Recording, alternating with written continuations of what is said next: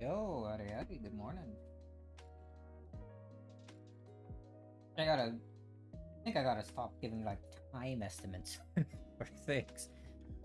Seem to miss them quite a bit. Anyway, howdy. When we continue where we left off, I think we're pretty much just about to, finish the introductions and whatnot. Oh, I'm just setting some stuff on my other monitor. Oh, it's so messy. Maybe I need a third one.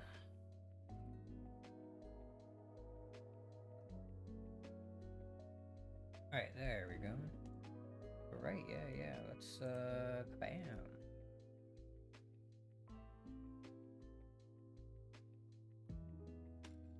No, man, I'm gonna need to read the, like, character profiles again to, refresh my memory on all the names. I got introduced to quite a few people at the beginning.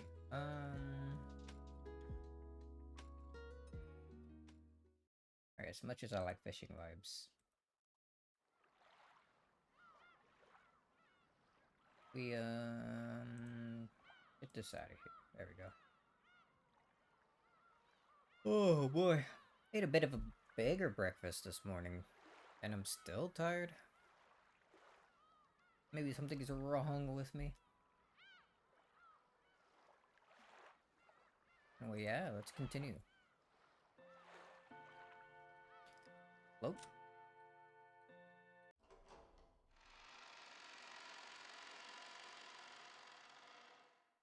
Wonder how long each of these episodes are. Alright, what was it? System? Yeah, okay. Ishomiya Kinzo. So, like, the grandfather who's crazy about the witch for some reason. Apparently, she helped him get all this wealth and whatnot. But she disappeared? Something like that. Natsui, Jessica's mother, yeah? Oh, and then the guy we have right here in the background was Cross, the father. You have Jessica herself, Eva, Hideyoshi, George, Rudolph, Harry, Battler, Genji.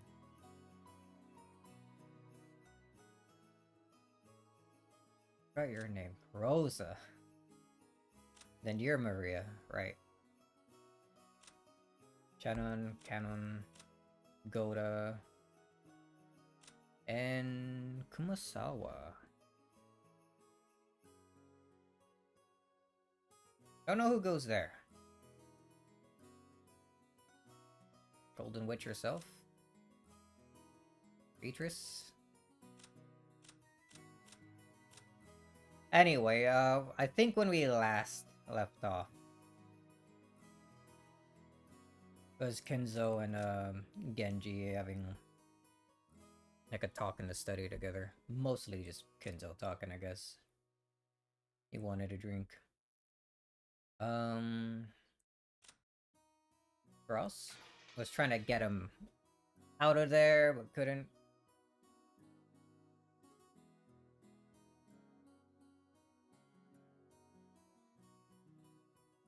Anything else important that I'm missing? Nah, just everyone just barely got here. It's still the first day.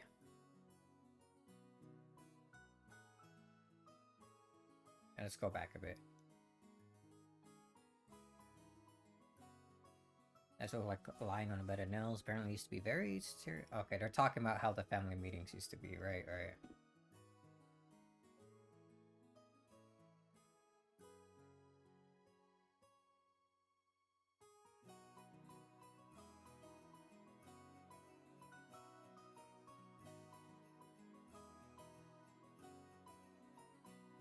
But a demon's not around, everyone can relax, comes to mind. Alright. Anyway, let's introduce Jessica's father, whose face I haven't seen for 6 years. The man sitting to my father's left is his older brother and Jessica's father. Uncle Kraus. Sure, his name is easy to read. Kraus. Now that we've gotten used to this string of weird names, our perspective is totally skewed, so Kraus doesn't actually seem that bad. He even starts to sound kinda cool. Just like what Aunt Natsui, I didn't have many memories of speaking of Uncle Kraus. He had never been one to chat to children, and I felt like he was always talking with the adults, just like Aunt Natsui. According to my father's gossip, he was a spiteful and violent man, really. If what he said is true, Uncle Kraus used to be very domineering from his position as the oldest sibling, and was despised by all other siblings. Though, despite that, those siblings all seem to be chatting happily together. Oh well, even if the relationship was bad when they were children, sometimes when people grow up and live apart from each other, their relationships change. That's probably what this was. Turn that up slightly, I think. There we go. After all, they all had children of about the same age. By sharing the same family environment, they probably profited by exchanging opinions. Maybe because of that, a short while ago, the circle of parents began to discuss the exams Jessica and I would be taking. Jessica, in order to escape questions about exams from my father on her left, purposely faced right while firing off a rapid series of comments, not giving him any chance to get a word in. Moving on, let's look at the end opposite from Frost and the others. In the very last seat at the table, an old gentleman with a sturdy physique sat facing Kiryu-san. This was my first time meeting him. I'd only just been introduced to him, but it seems he's grandfather's personal doctor, a man called Nanjo. Heard he used to own a huge clinic on a nearby island on Najima, but he turned it over to his son and began living a life of leisure in his old age. He had known grandfather since the beginning, when the mansion was first constructed on the island, and had built up a relationship over several decades. Oh. I thought at first that the two of them might have gotten to know each other through grandfather's suspicious hobbies, but it seems he was actually grandfather's chess partner. I see. That kind of hobby seems very like our grandfather. What with his love of all things Western. Nanjo's probably the only person who could enter Rokkanjima despite being neither a family member nor a servant. He looked like a calm old gentleman as he listened to the discussion between Kiri and the other woman who sat near him. Considering how long he stayed by the side of our short-tempered grandfather, his generous heart was probably nothing to laugh at. Still, even if he was a family doctor, having anyone outside the Bushiromiya family attend a family conference was a little odd. It made me think that grandfather's condition might have worsened so much it'd be a major topic of discussion at today's conference. After all, George said something like that a second ago. Something about how we gotten... Oh, how we... The bad reading continues. Something about how we've been getting continuous reports since around last year that grandfather didn't have long to live. It's nasty to think about, but consider how rich grandfather is. The time of his death, his wealth will suddenly be released, probably along with a fair share of our parents' stomach acid. And it'll lead to ulcers for everyone. After all, this sort of thing just gets messier when there's more wealth to be divided. There's a good chance they'll be talking about stuff like that at the family conference. Still, it's not like it's got anything to do with us kids. Finally, even though he hasn't shown up, let me introduce our grandfather. The person who should be sitting at that incipient's chair is Ushiromiya Kinzo. It really sucks. Everyone else in the family has these weird names, but he got this perfectly normal one himself. Only his name was written Kinzo. But he let us call him... If only his name were written Kinzo, but he let us call him Goldsmith or something. Holy freak out. As you could probably guess by now, he's a frightening person with an extremely short temper. I'm one of his grandchildren, not a son, and I haven't seen him since elementary school. I Thanks to that, I have no memory of being beaten myself, but our parents were apparently raised with an iron fist. That earlier conversation between my dad and Uncle Cross about who should go convince grandfather to come down seems pretty darn funny once you know their background. Can't really tell grandfather's story without covering that pivotal event back before the show era, 1926 through 1989. Till Meiji, 1868 to 1912, and Taisho, 1912 through 1926 eras, the Ushiromiya family was great and prosperous. They owned several spinning mills, making them rich enough to just double over laughing every day as the money kept rolling in. Incidentally, grandfather was a member of a branch family and had pretty much nothing to do with the main family. Not only was he way down on the list of people who could inherit the headship, but he had hardly any contact with the glamorous main family. Ooh, right. However, during the Great Kanto earthquake in the year Taisho 12, 1923, the mansion owned by the Ushiromiya family in Odawara was flattened. The spinning mills in Tokyo were all burned down in a huge fire, and the Ushiromiya family lost most of its wealth and family members in an instant. Once they started trying to figure out who was the successor the Ushiromiya family should be, they apparently found no one remaining except Kinzo and his branch family. In Kinzo's later reminiscences, he referred to this as good fortune so great that it overturned fate. But that grandfather's boring everyday life did a 180. He was entrusted with reviving the dying Ushiromiya family, which had lost nearly all of its wealth. However, just because he had been entrusted with this task didn't mean he could accomplish it. Apparently, those around him weren't really expecting much. The chessboard again. However, this is when grandfather began displaying his extraordinary talent and good luck. Grandfather used all of the family's remaining wealth, as well as everything from the hair on his head to his toenails, as collateral in order to borrow a massive amount of money. Once he built up a gigantic war chest, he immediately invested in business. It was like someone tumbling down a hill on a bike without any brakes. Then jumping into a neighboring bike, and then another one. Just like some crazy street performance. Oh, but everyone thought grandfather had no business ability whatsoever. However, after several miracles and turns of good luck, with coincidences piling up every chance taken advantage of, man, I can't read. With coincidence piling up and every chance taken advantage of, he was suddenly in control of powerful connections with the occupying forces. At the time, MacArthur and the GHQ were the ultimate authority in Japan. Grandfather, in a twinkle of an eye, began succeeding in business under the protection of the occupying forces, quickly becoming very rich. At this point, it's probably safe to say that information, not luck, saved the day. He must have made some seriously deep connections with the occupying forces. Grandfather knew beforehand about emergency demands that would be made for the Korean War. No, it was more than that. He must have predicted those emergency demands from the very beginning when he started investing his money. History books make it sound like all of Japan made a large profit off the emergency demands during the Korean War, but that isn't actually true. Only a very limited number of the super rich played the money game and made an easy profit. Most of the citizens remained poor. In other words, grandfather was a member of this extremely lucky group of winners. I'm pretty sure this all happened during the year Showa 25, 1950 or so.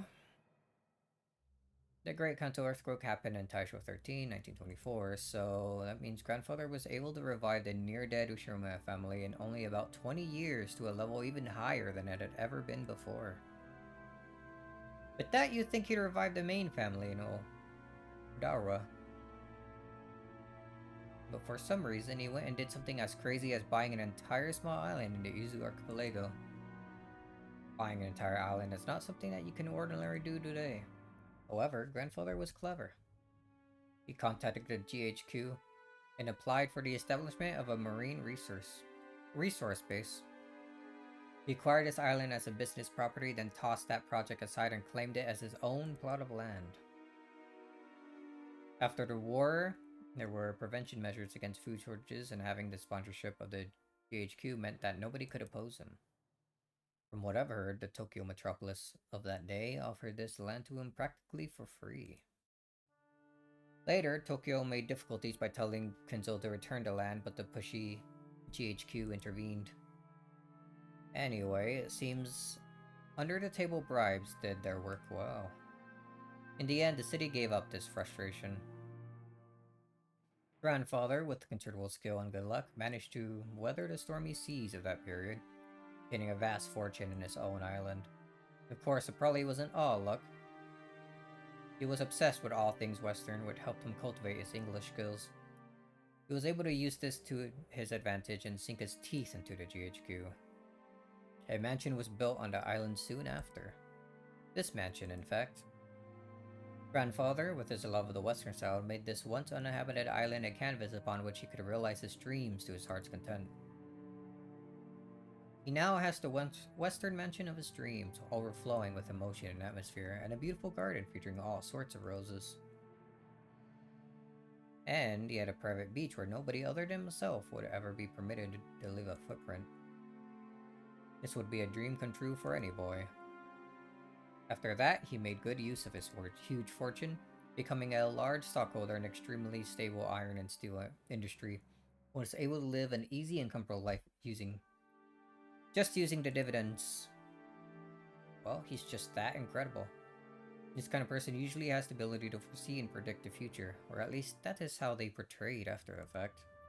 But Grandfather denies all of that, repeatedly saying he was simply blessed with extraordinary luck.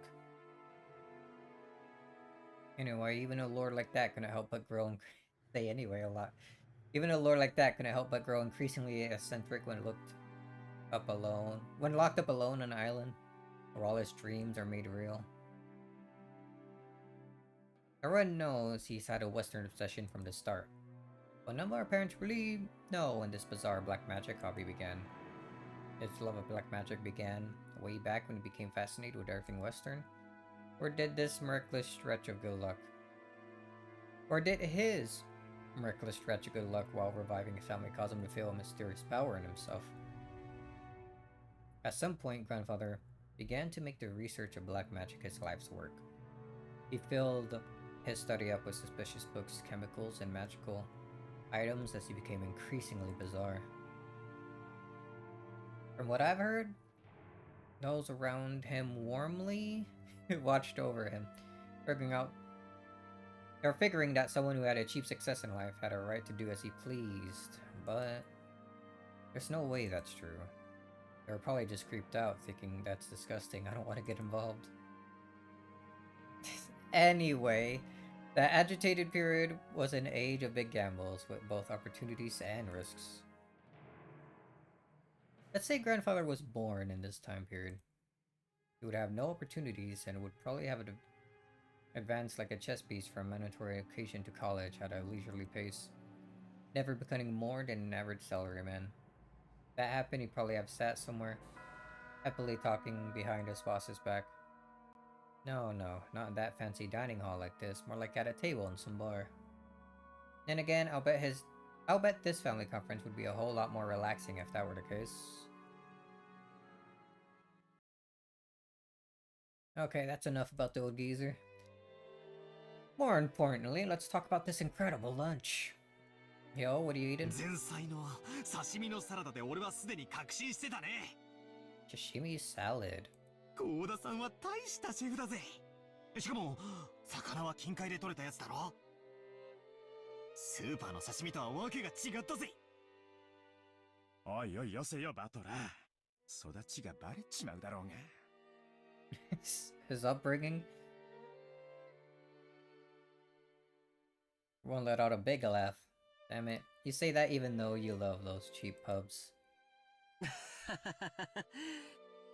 僕も仕事の都合で珍しいところで食事をすることもあるけど、それらと比べてもこれはかなりのものだよ。合田さんは多分その道じゃ少しは知られた人だったんじゃないかな。よくは知らねえんだけどよ。老舗ホテルでのれん分けだか派閥の分裂だかややこしいことがあってよ。そのトラブルで辞めざるを得なくなっちまったんだってさ。 Forced to retire. それでその時偶然おふくろが使用人の求人を出してたわけなんだよ。 As Goda removed the empty plates, he began to recount his own bumpy past without losing his 世 smile. の中というのは難しいものです。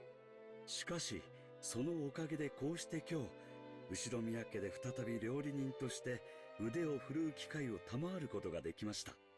大勢の方の笑顔も嬉しいですが、お仕えすると決めた限られた方々にだけ喜んでいただくために繊細なお仕事ができるのもとても楽しいことでございます。これもすべて機会をくださった奥様のおかげです。 Goda-san respectfully bowed his head towards Atnatsui. 応募のあった中でゴーダが一番腕が良かったからです。客観的判断に基づくもので市場はありませんので感謝には及びません。 Dang, why does Atnatsui always have to sound so indifferent? If only she spoke with a bit more kindness, she might leave a different impression. Kanon-chan and Kumasawa-san entered from the hallway with a serving cart. 失礼いたします。それでは本日のデザートに移らせていただきます。 Goda-san and the others laid a beautifully adorned dessert out in front of us all. Chandelier, what is this? I may have lost count. I'm gonna guess 8, though. I guess it's true when they say you have another stomach for dessert. I thought I already filled up on delicious food, but as soon as I laid eyes on that dessert, my stomach started yelling more. I don't know much about desserts, but this looked pretty good. A white pudding-like substance was garnished with 2 shades of red sauce. And elegant rose petals adorned the dish. Normally, during a high-class meal like this, you're supposed to wait for the chef to extol the virtues of this particular meal before eating.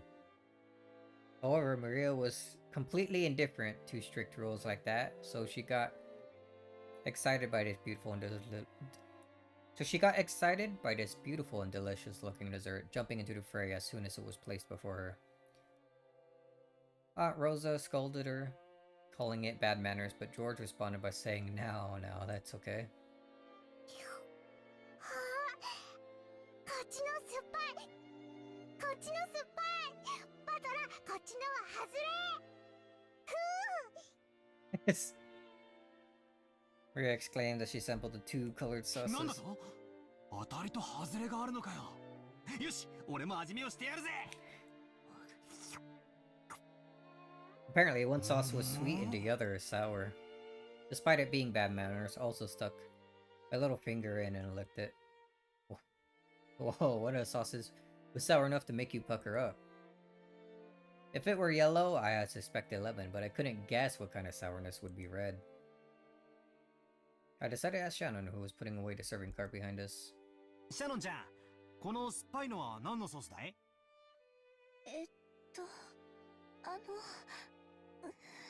？Oh no.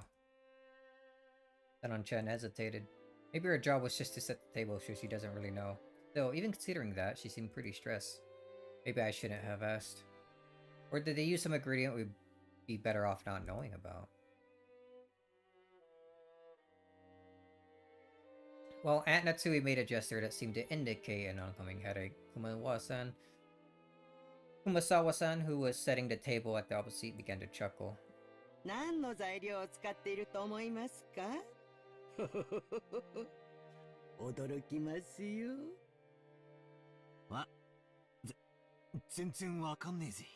というか、熊沢のばあさんがそういう笑い方すると不気味でならねえぜ。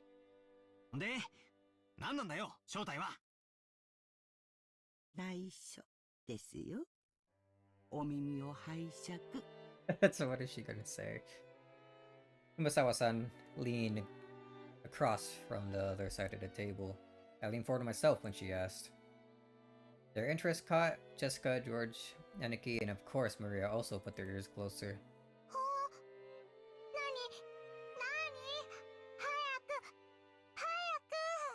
この酸っぱいのはですね。実は、お魚のサバの絞り汁ですよ。Juice squeezed from a mackerel. サバ That's crazy, we all thought, horrified. Only Maria accepting it, nodding sagely. ほー、サバは酸っぱいよ。絞ったらこうなる。 Chandelier again!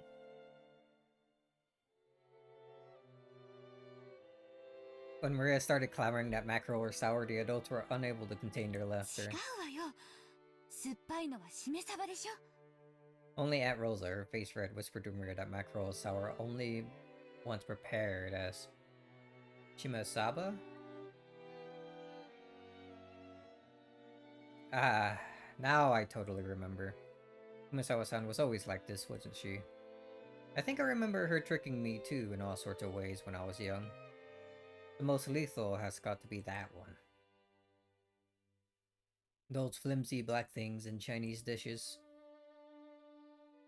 They're Kukurage mushrooms? She told me they were penguin meat and I went all around school like a smartass telling everyone, didn't I? 熊沢のばあちゃん、相変わらずだな。 A マ real リアが信 trickster. じちゃうだろ。 冗談ですよ。今からゴーダさんがソースの正体を教えてくれますからね。 Yeah, Goda, what's this sauce?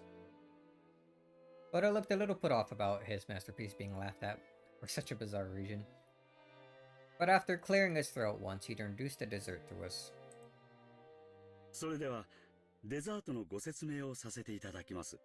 本日はご来賓の皆様が大層お気に入りでございましたバラの庭園にちなみまして、パンナコッタをローズガーデン風に仕上げてみました。 Rose Garden 散らして style. ございますバラの花びらは当家の庭園より先ほど採取してきたものでございます。ソースはストロベリーとローズヒップの2色の赤をご用意しました。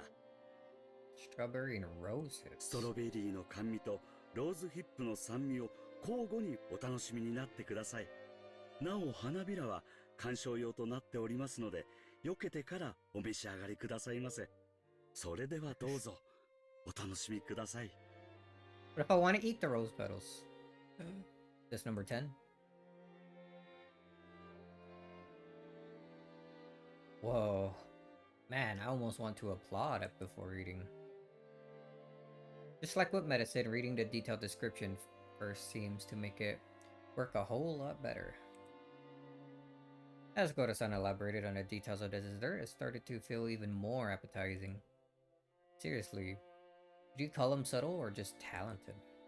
The dessert was probably planned from the beginning, but taking the hint when we all stopped in front of the rose garden earlier today, he displayed an incredible and timely awareness just by adding a few rose petals from that garden.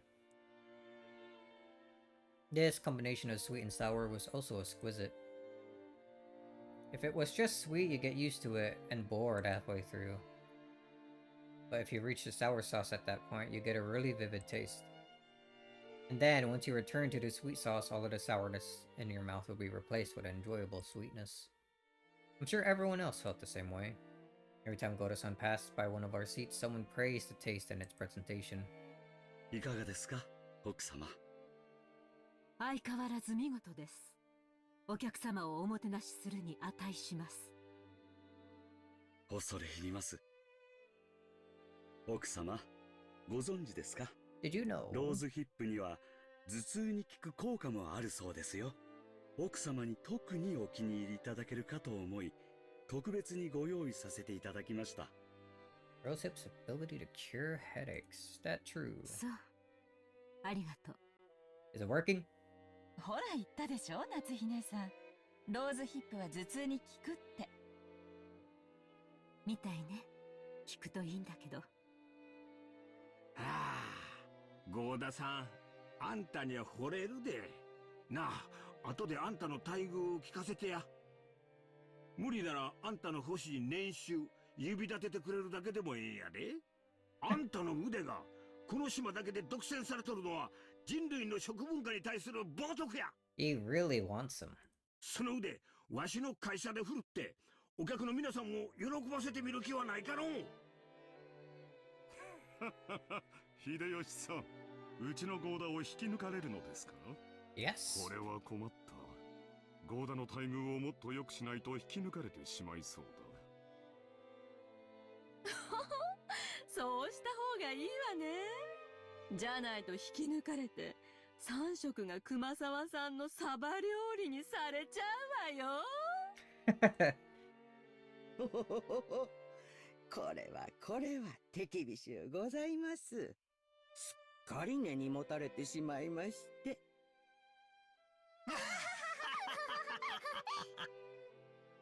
One let out a huge laugh.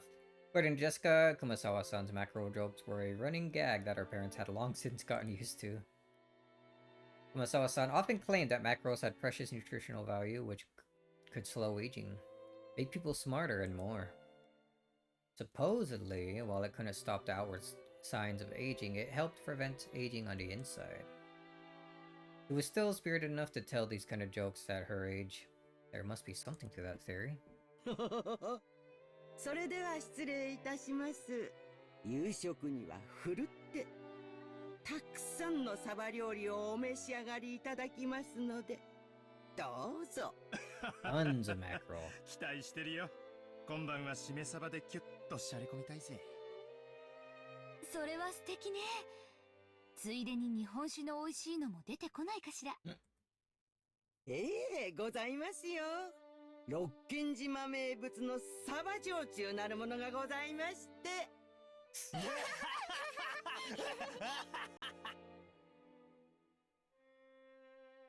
Kumasawa-san, together with Shonen-chan, bowed and pushed the serving cart away. It was pretty funny to watch Koda-san, who looked like his show had been totally stolen, explain in a serious voice that we would be having half steak for dinner. 熊沢さん、さっきはありがとうございました。 As she pushed the serving cart, Shannon bowed her head very deeply. なんもお礼を言われることなんてありません。Kumasawa-san, adding the san by myself, may have played dumb, but she had obviously understood and saved Shannon in the nick of time. Back when Battler had asked about dessert, Shannon had unfortunately hesitated. There had been several ways to dodge her question, but all of them would have required some quick wits. Shannon, who hesitated when hard-pressed for a response, was always suffering because of this small weakness. If only Shannon had a little of the craftiness needed to cleverly shake off a mistake like Goda, her life would have been easier. Would have been a bit easier. The fact that she could perform other tasks flawlessly made this weakness even more unfortunate. However, there were some who understood Shannon's honest nature, her inability to gloss over a mistake and draw attention away from it. That's why Kumasawa had smoothly come to her rescue. さっき源氏さんが午後のシフトに変更があるとおっしゃってましたよ。確かシャノンさんは夕方までお休みがもらえたと思いました。Break until this evening. 羨ましい。すみません。シフト表を確認していませんでした。そうそう。オーブンでこれからちょっとサバを焼こうと思ってるんですよ。できたらお休みの前にちょっと手伝ってくれると嬉しいですね。はい。喜んでお手伝いさせていただきます。To Shannon, Kumasawa was like a mother among the servants.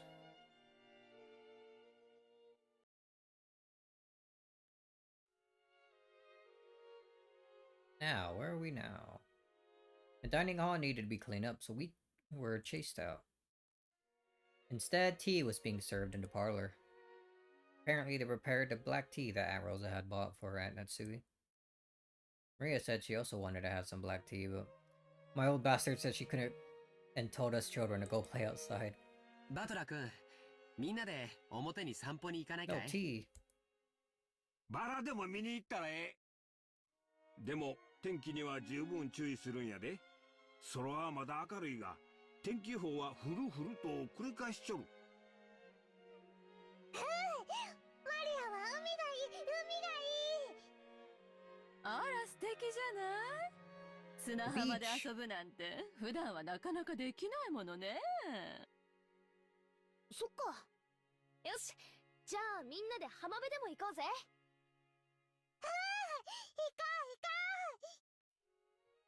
マリア、服を濡らさないようにするのよ。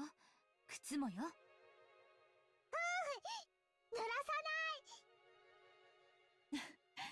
素直で可愛い。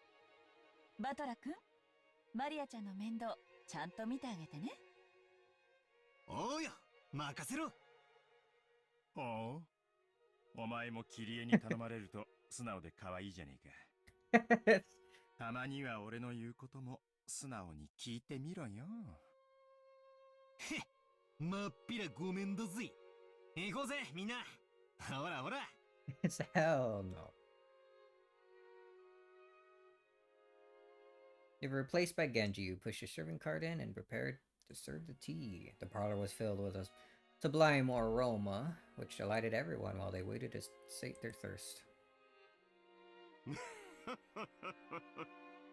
ルドルフのところは家族仲がいいじゃないか。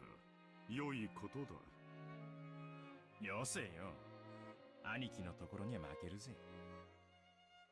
そうよ。ジェシカちゃん、本当に可愛らしく育ったじゃない。これも夏日姉さんの教育の賜物ね。どうも。Natsui answered coldly. The conversation broke off then, and the parlor fell silent. Maybe Hideyoshi couldn't bear the silence because he broke it himself with an exaggerated gesture. しかし成長は早いもんやで。いつまでも子供だと思っとったが、図体はみるみるでかくなり、いつの間にか大人の仲間入りや。バトラ君なんか見違えたで。体は大きくなりましたけど、まだ子供です。うちの主人も未だに子供ですけれど。子供と大人の境ってどこなのかしらね。私、未だに大人になったって自覚が持てない。I feel like that's everyone though, yeah? 情けないじゃないか。一児の母の言うことではない。そうね。私たちももう子供じゃない。大人同士よ。だから感情的にならず、知的な会話をしたいわね。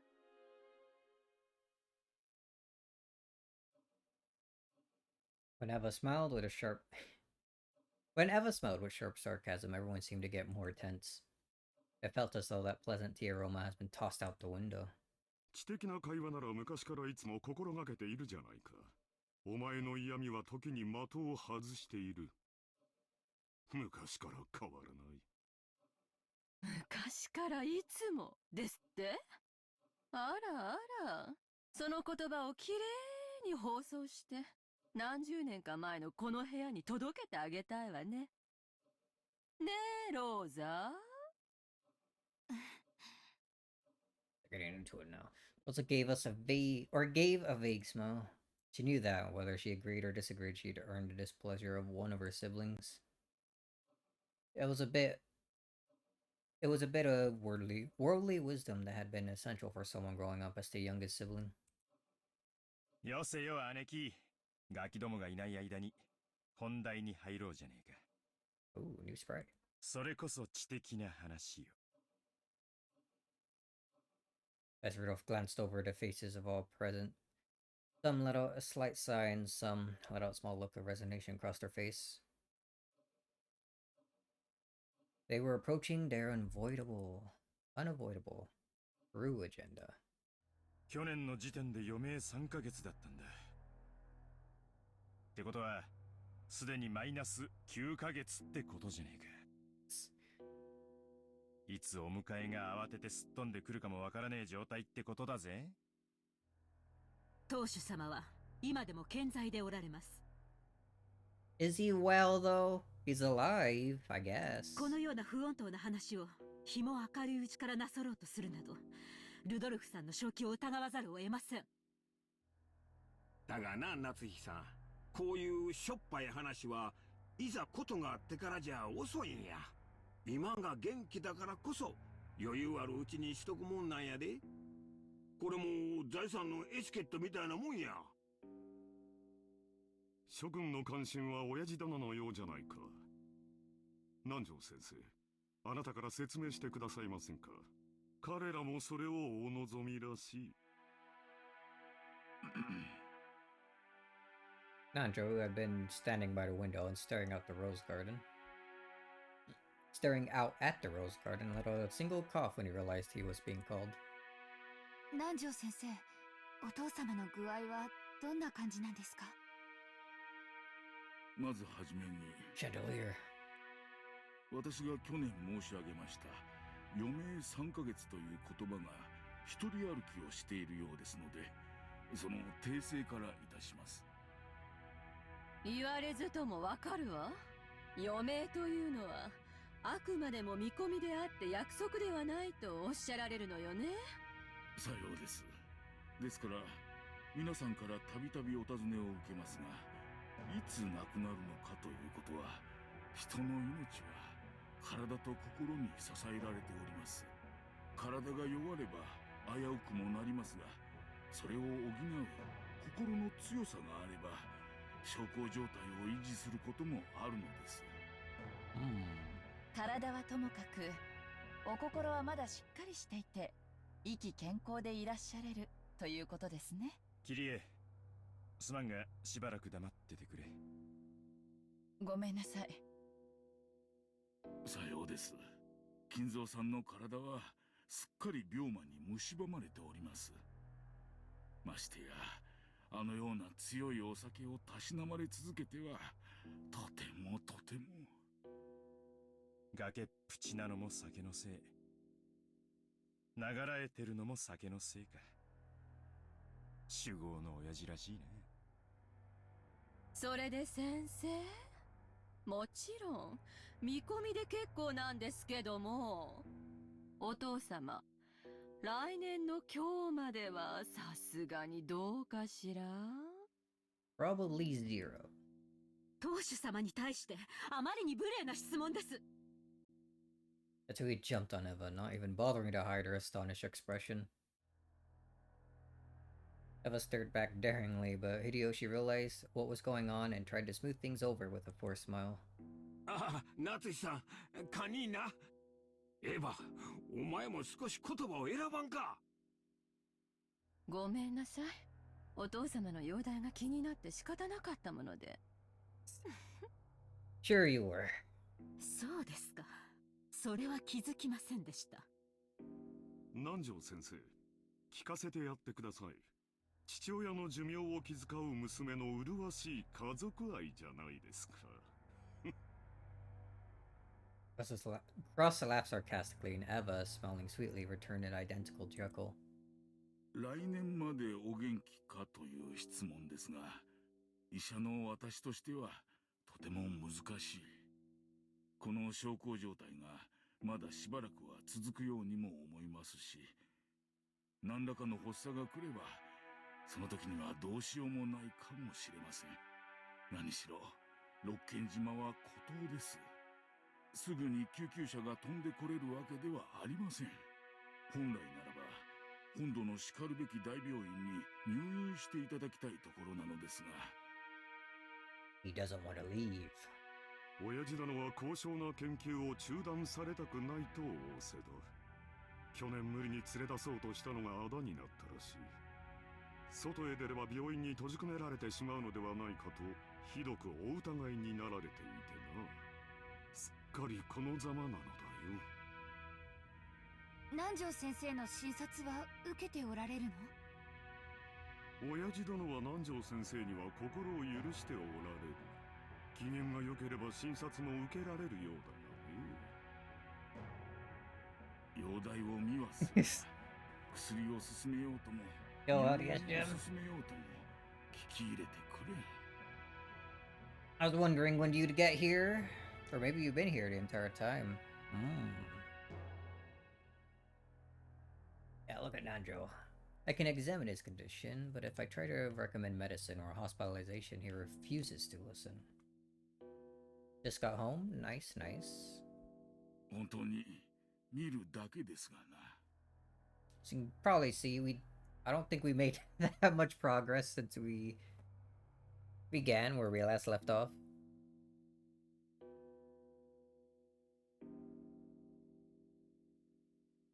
お医者嫌いの方もおるもんや。しかし、困ったもんだのう。Until sighed deeply. The purpose of an examination is to determine what medical treatment would be appropriate. Receiving an examination and then not following the advice given makes the whole thing pointless. つまりおさらいすると、相変わらず余命は3ヶ月。瀕死のまま。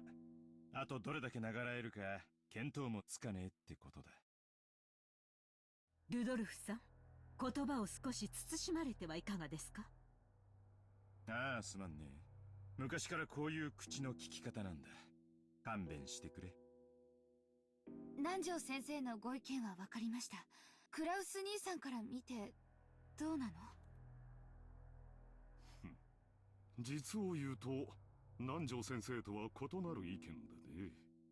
とても余命3ヶ月の重病人とは思えないというのが本心だ。怒鳴り声は相変わらず健在で、いつぶん殴られるかとヒヤヒヤしっぱなしだよ。長男にだけ親父の世話を押し付けるのは実にフェアではないね。来世では俺より後に生まれろよ。Next world get born after me. さて、話を戻そうぜ。そんなわけで、公正中立なお医者の先生の見解じゃ、いつお隠れになっちまってもおかしくない状態だ。Diagnosis, he will die eventually. Probably. Maybe even today. 兄貴には悪いが、ここは専門家の意見を採用させてもらうぜ。となりゃ、決して親父の財産を話し合うことは、時期尚早ではないってことさ。お父様の個人資産は、おそらく数百億にも届くでしょうね。Several 10 million. でもそれは、綺麗な現金で揃ってるわけじゃないわ。How, dude? お誕生会のケーキみたいに綺麗にナイフが入ってカットできるほど単純じゃないでしょ？姉貴の例えは面白いな。そうさ。ケーキの上にはイチゴやらチョコの家やらが乗ってて、綺麗に等分するのが難しいことだってあるだろう。 These people be getting strawberries and chocolate on their cake? それを加味してどういう風にナイフを入れるのか先に相談しておくのは大切なことだと思うぜ。それを当主様が存命のうちからさも他界なされたかのように声高に議論される皆さんの気が知れません。あら、必要な話よ。だって遺産相続はその時点で直ちに行われなきゃならないものよ。ましてや栄光ある後宮家の財産は莫大。事前に入念な相談が必要なことはお分かりでしょうが、当家の資産は、あなたのご実家とは大違いなんだから。失礼な。私の実家は関係ありません。The two responded indignantly, though in a low voice, and the already dark atmosphere grew even more hostile. He's bad. 予算買えば、夏日さん、堪忍な。口が悪いのは許したってな。Hideyoshi tried to smooth things over by glancing at both with a forced smile, but it only resulted in making hostility between Eva and Natsui even more intense. これ以上はお邪魔ない。 Whoa, what's he doing up there? With the chandelier? 失礼させていただきましょOh, goodbye, Nanjo. Is number 12, I think? He ascended into the ceiling, became one with the chandelier. Ando rose from his seat and exited the parlor. To an outsider, it may have seemed like a normal act of courtesy, but his back was watched by several glances of envious of his ability to escape. After the doctor had exited and his footsteps had disappeared into the distance, recrossed his legs. つまりお前たちの言い分はこうかね。親父殿の余命は短い。遺産分配について早急かつ具体的な協議に入りたい。何を焦っているのかね。確かにお前たちの言う通り、後宮家の財産を算定し分配するのは簡単なことではないだろう。なれば、じっくりと算定すべきじゃないのかね。お前たちは今晩のうちにもケーキを切り分けたいと焦っているように見える。そうだろう、ローザ。何を焦ることがあるのかね。焦ってるわけじゃない。でも兄弟の間での取り決めは必要。それはいつでもいいことだけれども、お父様の具合が悪くなっていてその日が近づいているというなら、先に話だけしておいてもそれは請求とは言わないと思うし。 Also shot a glance at Eva and Rudolph. As the youngest sibling in the family, it was hard for her to be cross-examined by the eldest. ほう、それはお前の本心かね。兄弟で一番素直で綺麗な心を持っていたお前がそんなことを言い出すとは思えんね。そこの二人に吹き込まれたんじゃないのかね。よせよ兄貴、ローザだって兄弟だぜ。親父の遺産に公平な権利がある。関心を持つのは当然じゃねえか。親父だっていつかは必ず死ぬし、それは遠い未来の話でもない。10 billion yen is like $1,000. That's a big deal. It might be a little bit more than that, I think. Maybe? Maybe just a little bit more.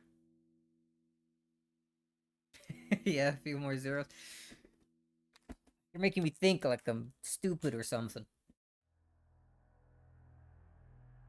むしろ兄貴が悠長すぎるくらいさ。On the contrary.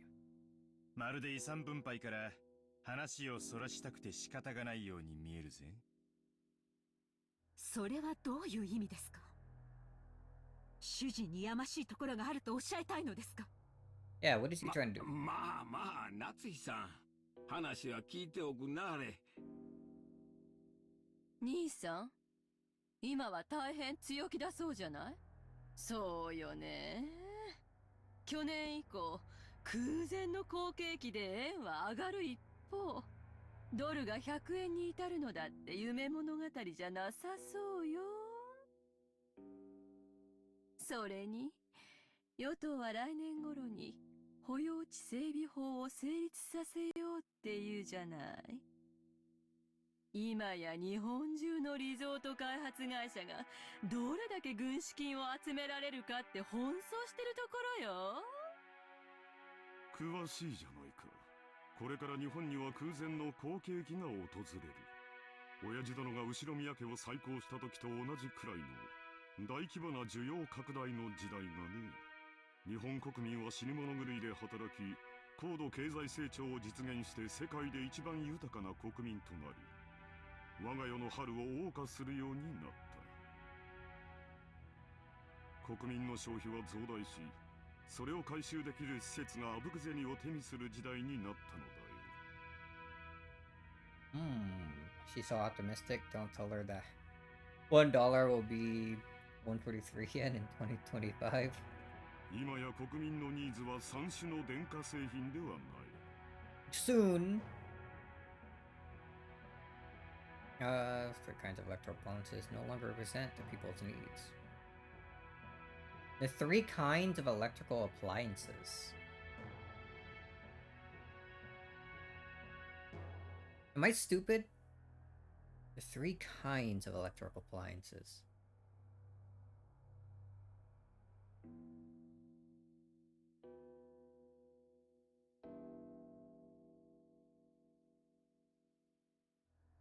Yeah, I'm drawing blanks on what that is. Oh, this game's too smart for me sometimes, I ス think. キー場、ゴルフ場、総合プール。Do the people need that? リゾートホテルにテーマパーク。数年前に開業したデルゼニーランドには行ったかね。Disneyland. 素晴らしい遊園地じゃないか。あそこでは大人も童心に帰り家族で楽しむことができるんだ。かつて家族を顧みずに滅私奉公することだけが美徳だった時代はもはや終わろうとしている。我々は世界で一番豊かな国民としてようやくそれを享受できるようになったのだよ。クラウス兄さんの読みは大したもんや。わしも数年前に聞いた時はそんなアホなと思ったわ。でもな、G5 のプラザ合意聞いてから変わったんや。円はみるみる強くなり、地価はこれから天井知らずに上がるやろ。日本が世界経済の中心になる日も遠くはない。兄さんは時代を見る目のあるお人や。それだけは間違いないで。秀吉兄さんに同じだ。兄貴は10年越しで時代を読めてるよ。その嗅覚は親父譲りだろうな。大したもんだぜ。だが親父と違ってちょいと見通しのタイミングを読み違っちまったところはあるよな。Oh, he's been incorrect sometimes. 兄さんは必ず日本が好景気を迎えると信じてあちこちにリゾート計画を起こし、そのほとんどで失敗し続けたわ。兄さんの読み通りの時代は確かに訪れつつあるけど、その時期を読むことには失敗したわね。早すぎたのよ。そして焦って清算して結局は傷口を広げたわ。本当に嗅覚が当てになって好景気が訪れることを読めていたなら清算するわけない。これって兄さんが自分で自分の才能を信じてない証拠じゃないの？失礼な。主人を侮辱するつもりですかTo his forehead creased as she rose from the sofa. Eva, paying this no heed, stared at Cross with a confident smile. Cross, who has maintained his confident appearance, told Natsu to sit down. よさないか夏日。昔からこういう言い方しかできないやつだ。少し落ち着きなさい。また頭痛に触る。兄さんに才能がない証拠は私たちのすぐ近くにもあるわよ。だって兄さん、この島をリゾート化するって張り切ってたじゃない？ This island into a 素 resort. 敵なリゾートホテルも建てて、庭園もきれいに整備して。私は素人だから分かりかねるけど、相当のお金を使ったんでしょう。だから何だというのですか？主人の事業はあなたとは関係ありません。いや、そいつは違うぜ、夏日さん。六軒島は兄貴のものじゃない。親父のものだ。もちろん建てたホテルは兄貴のものだぜ。なんなら、俺たちは今夜の宿泊料を払ってやってもいいさ。な、ローザ。それは、まあ、持ち合わせで足りるなら。リゾート化できればこの島の資産価値は上がる。支出がかさんだことは事実だが、未来に大きな収穫を期待できる。そうなれば、結果的にお前たちにとっても有益なはずじゃないか。それはわかるわよ。この島の価値が上がればそれを遺産分配する時の私たちの取り分も増えるもの。もちろん、島や屋敷を4分の1ずつ切り取れとは言わないわ。それを算定したお金で解決してくれればいいだけの話よ。そこまで分かっているなら、私の事業に何の不満があるんだね。不満じゃねえさ。不安なのさ。Easy. 第一兄貴。あのホテル、いつになったら開業するんだ？このままじゃ俺たちの手垢だらけになっちまうぜ。そうよ。大切な商売道具でしょ。確かに開業するまでずっと鍵をかけておくわけにもいかないわよね。少しは使って風通しを良くしないと建物は傷んじゃうもの。でも私たちが年に一度泊まるだけのゲストハウスって言うんじゃちょっと豪勢すぎやしないかしら。ねえローザ。そうね。 He's tracking Rosa あ back. んなに素敵ならオープンしたらさぞや人気が出るでしょうね。ああ、あなたが前に言ってたホテルってゲストハウスのことだったのね。立派なもんだろ。ローザの言う通りオープンできたら人気が出るだろうよ。The lodging they had been guided to wasn't originally intended to serve as a guest house. It was originally constructed as a resort hotel. However, even though it was built 2 years previously, there was still absolutely no prospect of it opening. Just 兄 sitting さん there. のいつもの事業と同じよ。着目や企画はご立派。そしていつも途中で立ち行かなくなって何も回収できずに終わる。この島をただ住むだけにしか使わないのはもったいないって兄貴の着眼は立派さ。そしてリゾート化してマリンスポーツやらフィッシングやらハネムーンやらを誘致して盛り上げようってのはなかなかいい絵だったと思うぜ。俺だって長男だったならこの島を何かに有効利用できないかと頭をひねったに違いないさ。でももう出来上がってから2年も経つのよ。2年経って未だに開業のめどはつかないの？任せてる管理会社はどこ？失敬な。それは主人の手落ちではありません。主人の仕事を請け負う会社間でトラブルが生じているだけで、うちはあくまでも被害者です。しかしな、クラウス兄さんが任せてる例のとこ、あまり噂は聞かんで。はっきり言ってあげなさいよ。 Oh, there's rumors. 不払い横領トラブルで計画が空中分解しちゃったって話、私たちの耳に届かないとでも思ってる？裏も取れてるんだから。何の裏だか存じませんが、事実無根です。観光業への新規参入には方々への根回しが必要になります。相手が信用に足りるかを測ることも大事です。それに手間取っているだけに過ぎません。ホテルの完成が早すぎて勇み足になったことは認めよう。だが維持費がかかってるわけじゃない。やがて大きな意味を持つ布石だ。嘘つけよ。生産したくても売れないだけだろ。観光ルートの確立してない何もない離島にやたら豪華なホテルなんて買い手がつくわけもねえさ。それに事業に集めた融資はどうなってんだよ。維持費はかからんでも回線借金は膨らむ一方や。すまんがクラウス兄さん、この島の開発計画の話ちょいと調べさせてもろたんや。正直こっちもええ話は聞かへんのや。秀吉さん、確かに今の財政状況だけを見たらそういう印象を持たれるかもしれない。だがこれは先行投資なのだよ。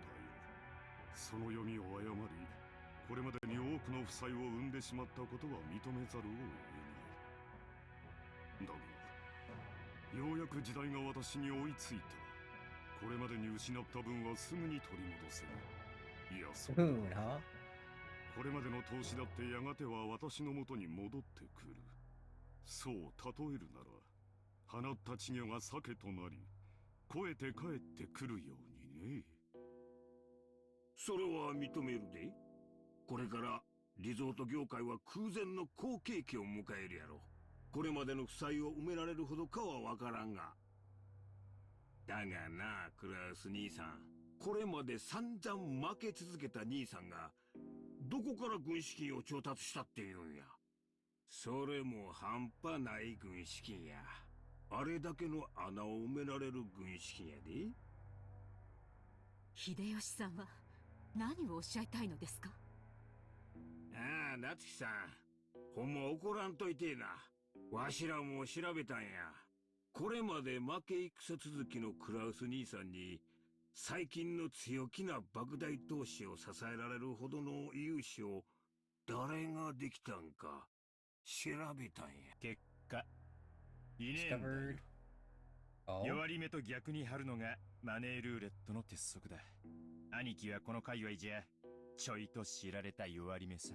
確かに時代は好景気を迎えようとしているが、これまでの兄貴の失敗等を天秤にかけて、その上で融資に値すると思う連中がいるのかって言ったら誰もいなかったのさ。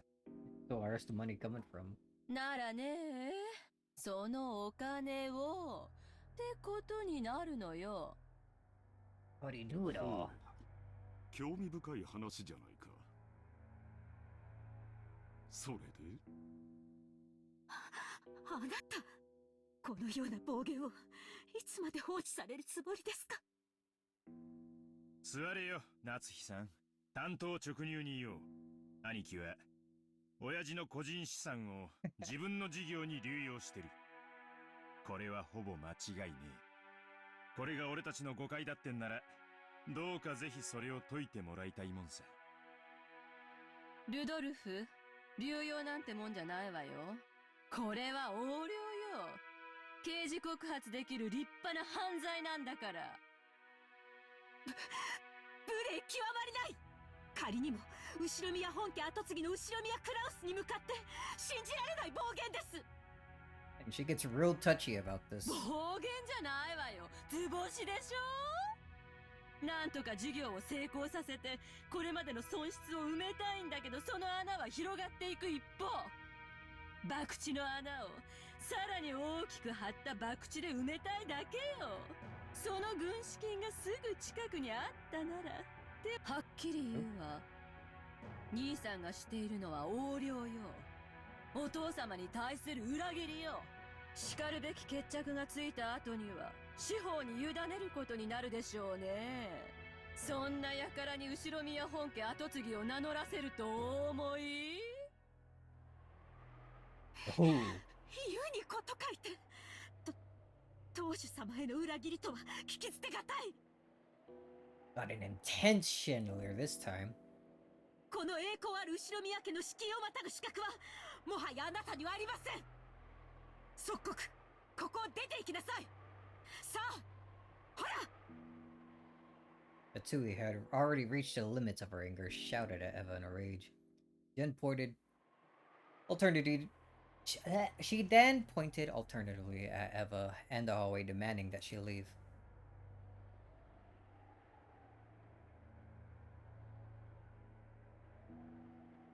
Alternately? I feel like I'm reading that word wrong. Eva took out a folding fan and fanned herself with it, glaring maliciously at Natsuya, as though silently daring her to repeat what she'd said. However, her mouth was still smiling, curved in the shape of a crescent moon. In that unpleasant silence, Rosa gulped. ねえ、夏日姉さん。誰に向かってそんな口をお聞きなの？無礼極まりない主人の妹に対してです。これ以上は私も本家の台所を預かる者として聞き捨てなりません。 Charge the main family's kitchen. 台所を預かる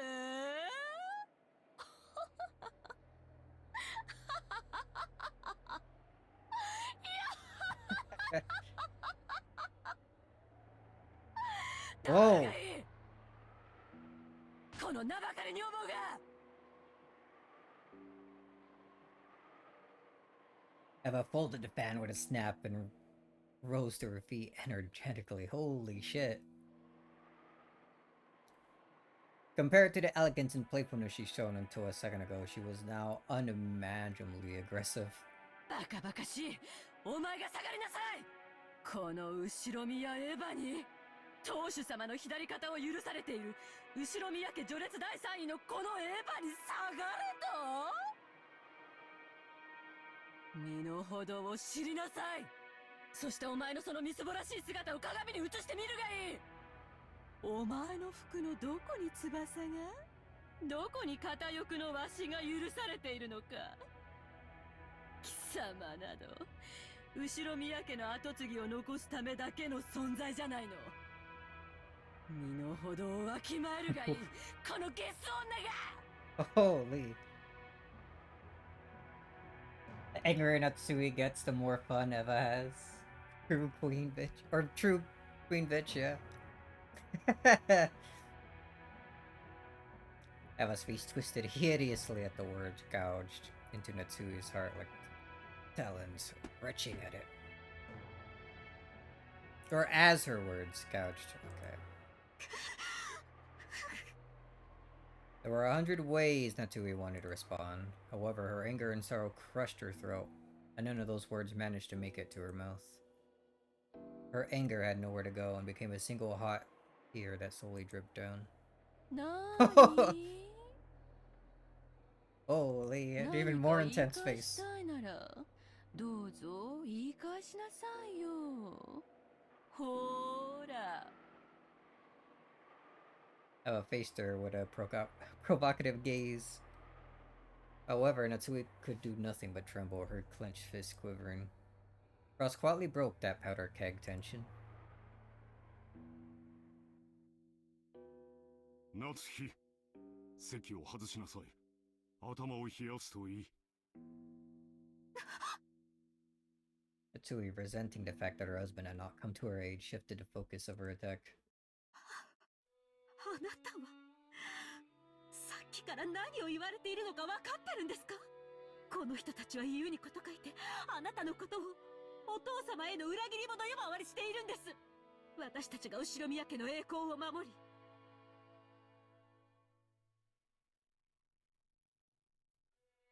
お父様からそれを受け継ぐため日々高潔であろうとする全ての努力をないがしろにして踏みにじる、なんという聞きがたい暴言。Eva fans will look at this and say, oh yeah, I might be becoming a fan, holy. あ She's なた mean. はあなたです。どうして言い返さないんですか？あなたが言い返さないから私が言い返しているのに、さっきからあなたは私に任せっきりで、その私に頭を冷やして来いなんて言うんですか？いつも私ばかり。私はいつも真剣にこの家のことを考えているのに、それをあなたは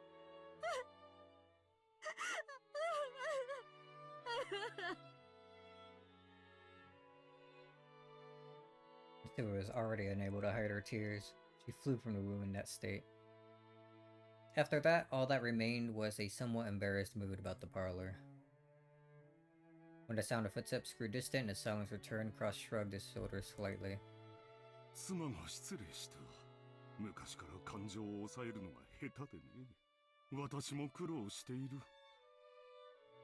あんなのに切り盛りされてたんじゃ、兄さんも気苦労が絶えないわね。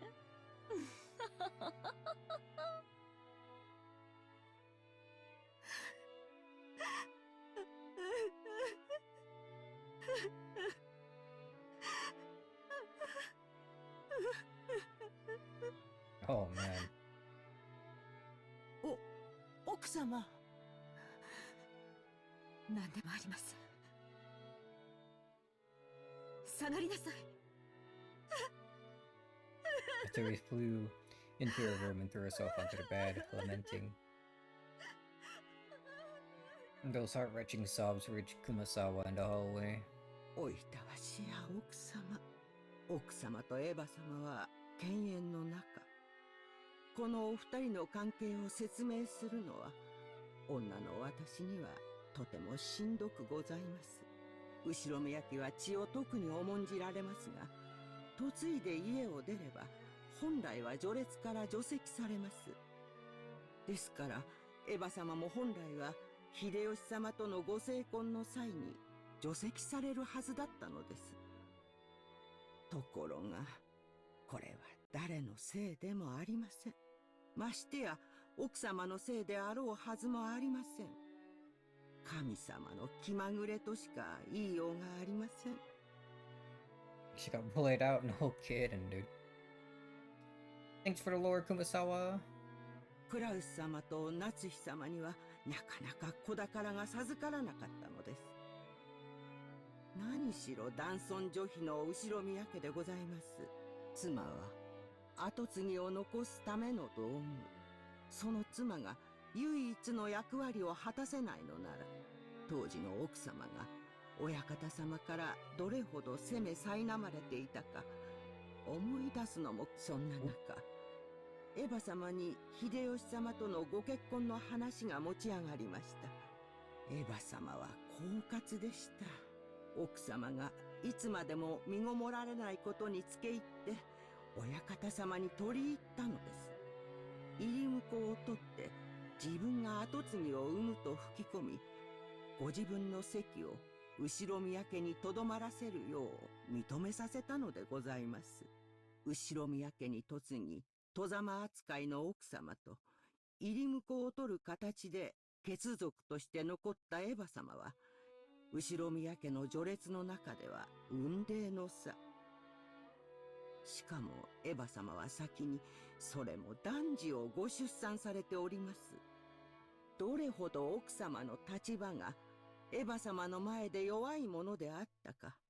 奥様にとっては、もし自分がすぐに解任することができれば、エヴァ様の入り婿など親方様に認めさせずに済み、今日のエヴァ様の増長を許さずに済んだだろうという悔しい気持ちがあるに違いありません。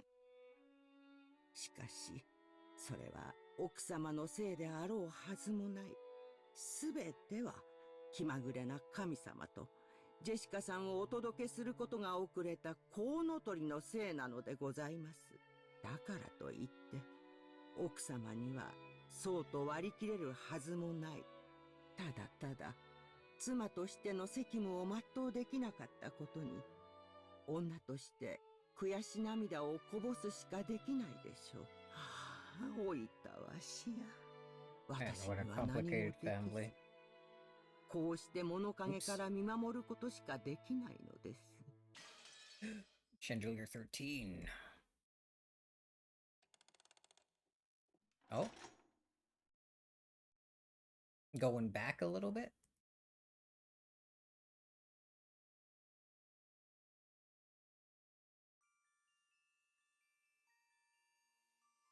What? Have we finally reached it? Hold on, let me do a quick stretch.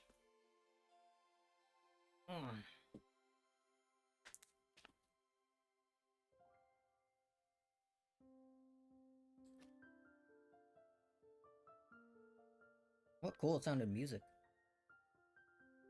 We crossed the hall again on our way to the entrance. I mean, the siblings fighting is also plot. As we did, we once again spotted that witch's portrait. However, spotted is probably not the best word to describe that experience. It was more like our eyes were inexorably drawn to it. That woman's eyes, with their sage-like glamour, definitely had the power to make those who viewed it stand rooted to the spot. 魔女ベアトリーチェか。本当かね。バトラ信じてない？ Back when he had asked what this picture was, the first person to tell him had been Maria. Therefore, when Balor showed signs of doubt, Maria must have felt that Balor didn't have faith in her. Of course, that wasn't what Balor meant. Maria ran up to the portrait and began banging on a plate hanging below it. Maybe the title of the portrait was written there. Maria, trying to prove that she wasn't lying, obstinately continued to hit the plate. ああ、悪い悪い。別にマリアが言ったのを疑ったわけじゃないぜ。バトラ納得。When he patted Maria's head and apologized, she seemed to accept it, sticking out her chest and proudly hooing. 何々？我が最愛の魔女ベアトリーチェ。懐かしき故郷を貫くって、なんだこの怪しげな長い碑文はよ。Plate did have the titled portrait written on it, but it was much too big to contain only that. Beneath the title was what appeared to be a long epitaph? If you just skimmed over it, several unnerving words would jump out at you. すげえだろそれ。じい様が書かせたものだよ。意味深だろ。マリア知ってる。黄金の隠し場所。おいおい、後ろ宮家の隠し黄金の話か。そりゃまた懐かしい話だね。っていうか兄貴、これマジなのか？これを書かせたおじい様は、この絵とこの碑文に関しては何も語ってくれないんだ。でも親類たちの間では、おじい様の黄金の隠し場所を記したもので、この謎を解いた者に家督と黄金の全てを譲るという意味ではないかと、もっぱらささやかれてるよ。And let's solve the riddle. マリア聞いた。黄金いっぱいいっぱい。さてな、10トンの金塊なんてね。10 metric tons of gold bars. How much would that even be worth?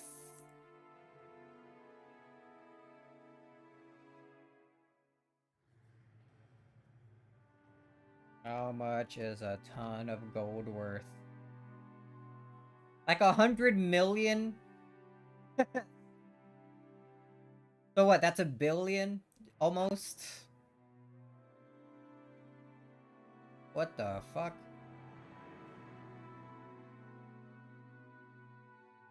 I was thinking in American dollars, not yen.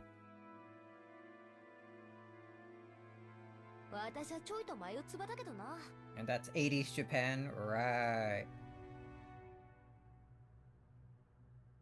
しかしよ、こんな碑文を読んじまうとマジかなって気になっちまうな。I think I already explained grandfather's upbringing. Let me also mention the Ushiomiya family's Legend of the Gold. Grandfather succeeded a Ushiomiya family after it was destroyed in a Great Kanto earthquake, and by successfully riding the stormy seas after the war, he managed to accumulate great wealth. That much of the story everyone knows. However, this is where the strange part begins. Part of it involves grandfather's black magic obsession, so its credibility is extremely low, but... well, wait until the end before you doubt or make fun of it. After the war, grandfather correctly predicted what the future would hold and won a huge gamble, accumulating a vast store of wealth. But there's a mysterious legend about how he gained his initial funding. Grandfather came from a branch family and had no connections in the business world or the financial world. Even though he later built connections with the occupying forces, he supposedly started as a nameless person who hadn't yet gained anyone's trust. It takes trust to gather money. There's no way anyone would lend money to someone they didn't trust. How did grandfather, who had no reputation at all, manage to obtain his first vast chunk of funds? When asked that question, grandfather, supposedly answered like this. On a certain day, I encountered a golden witch Beatrice. Grandfather then went on and on about this, continuing research into alchemy and techniques for summoning demons in order to become a great magician. And the entity summoned as a result of the demon calling ceremony was the golden witch Beatrice. He then apparently made a contract by which he would receive fortune and honor in exchange for his own soul. The witch then granted grandfather 10 tons of gold. Grandfather used this gold as collateral to prepare a vast quantity of funds, which he then used to multiply his wealth many times over and revive the Ushirmiya family. It seems the story is so old that even our parents were told it when they were still children. So back when our parents were young, they explored this island in all sorts of ways, believing that the gold grandfather had received from the witch might have been hidden somewhere. However, since there was the danger of them getting lost in the abandoned forest, grandmother began to spread the story that the witch lived in the forest and approaching it was forbidden.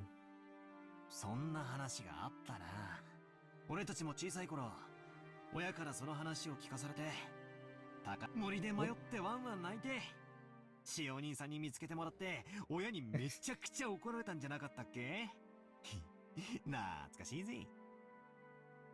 バカだったよな。だってよ、じいさまはその資本金で儲けた挙句でこの島を買うんだぜ。この島に来る前から黄金を持ってたってことになるじゃねえか。この島にあるわけがないぜ。I don't know. Maybe it is on this island. そうとも限らないよ。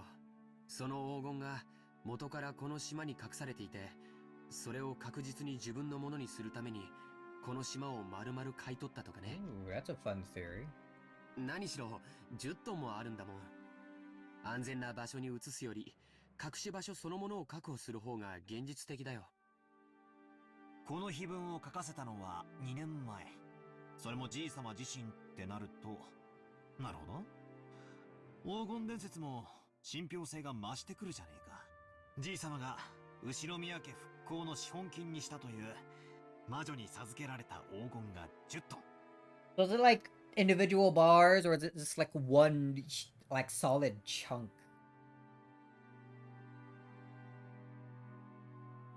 そいつがどこかに今も眠っていて、じいさまはこの謎を解けたやつに全部を譲ろうって。へえ、じいさまらしいセンスというか、マジならなんとも景気のいい話だぜ。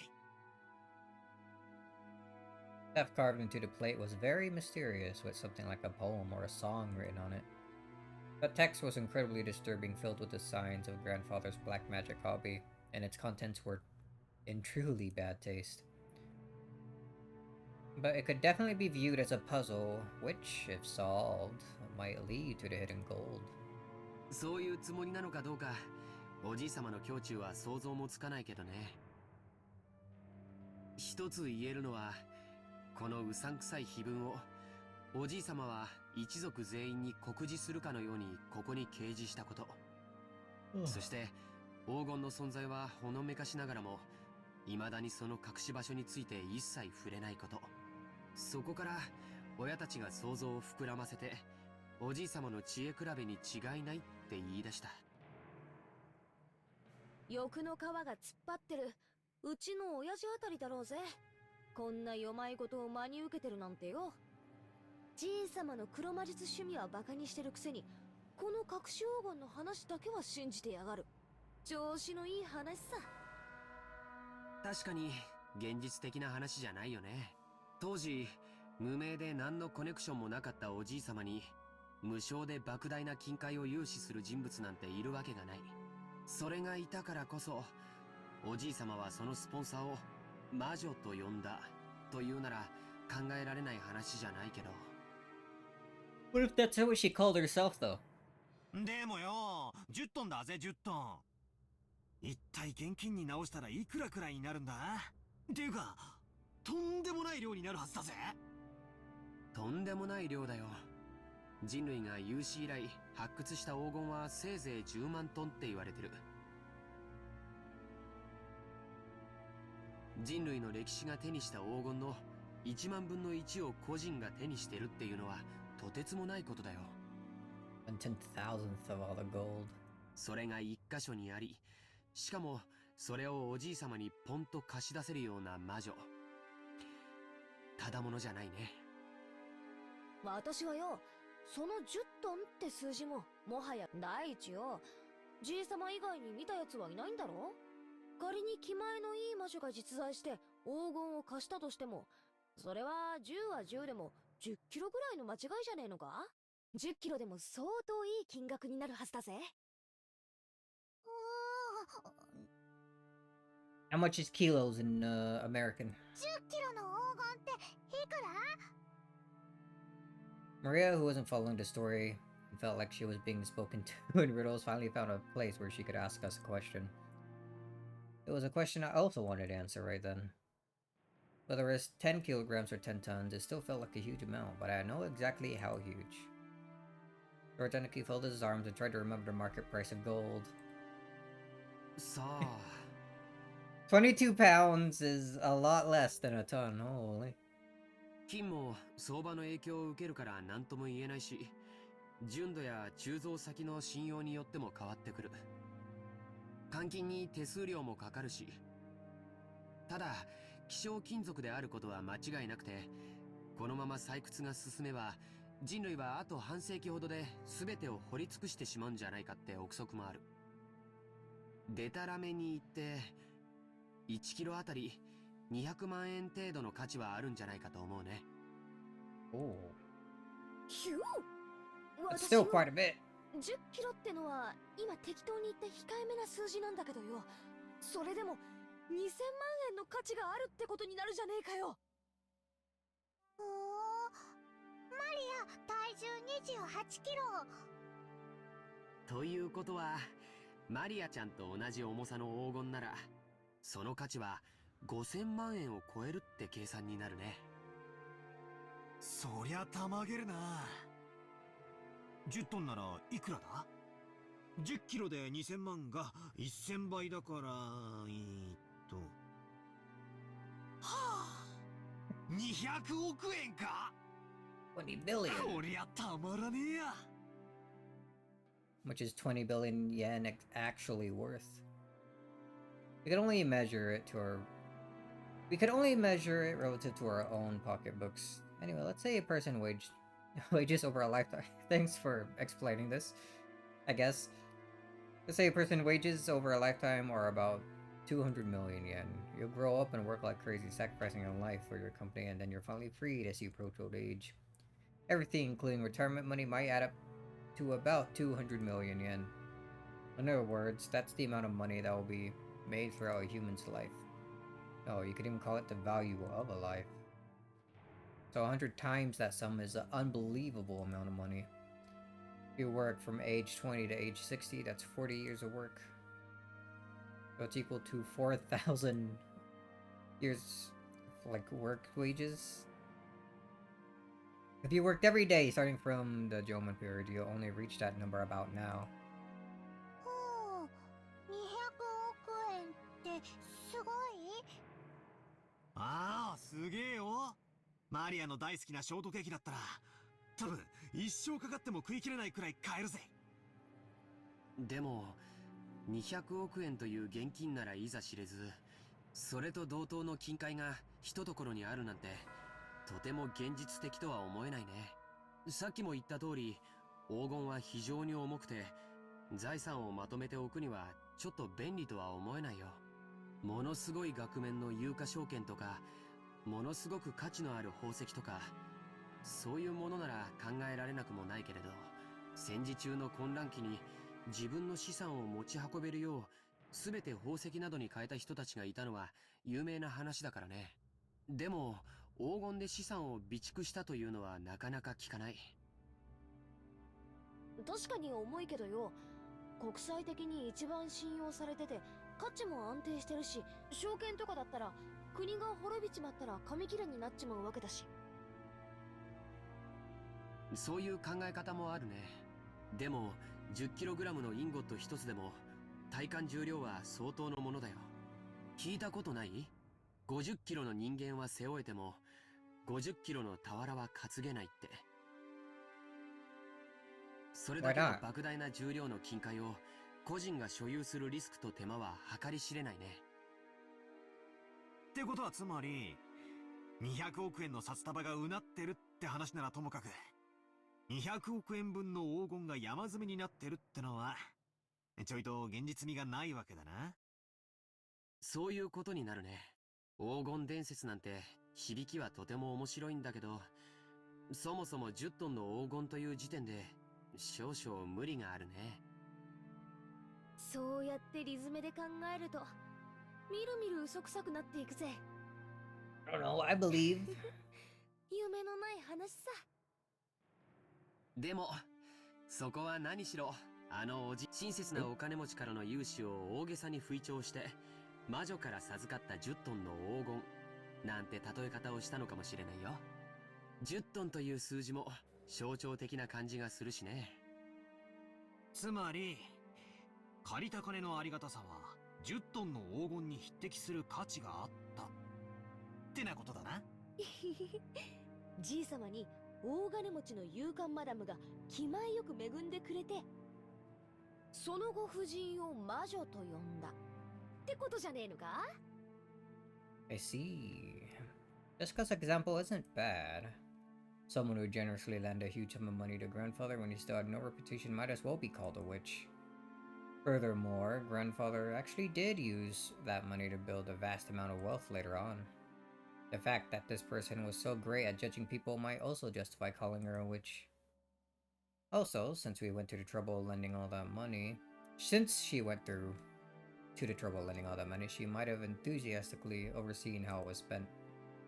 The decision to unexpectedly get involved with occupying forces and profit from the Korean War demands might have been inspired by the witch herself.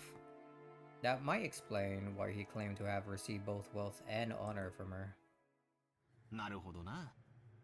ってことはつまり、この魔女様は後ろ宮家復興のための資金を恵んでくださったとなりゃ、じい様が感謝の気持ちを込めてこんだけでかい絵を描かせて掲げさせたってのも、なるほど、おかしい話じゃないのかもな。I'm not sure that's how it happened though.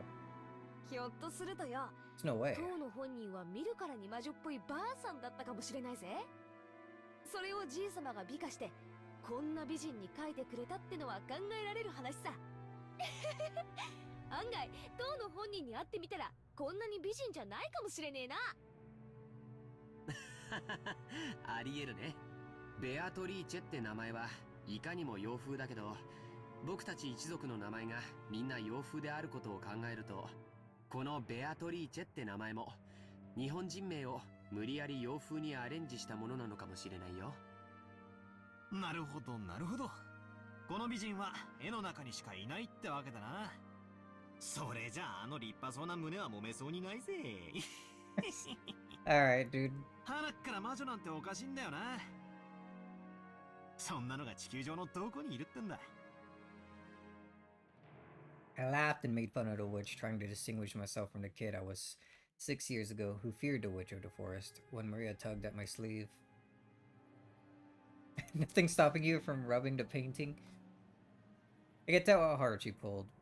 I could tell by how hard she pulled that she was a bit upset. ん？なんだよ、マリア。は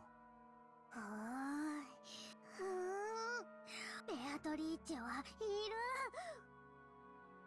Maria stared up at me. She had on her usual sour look, but I could tell she was angry by the color of her eyes.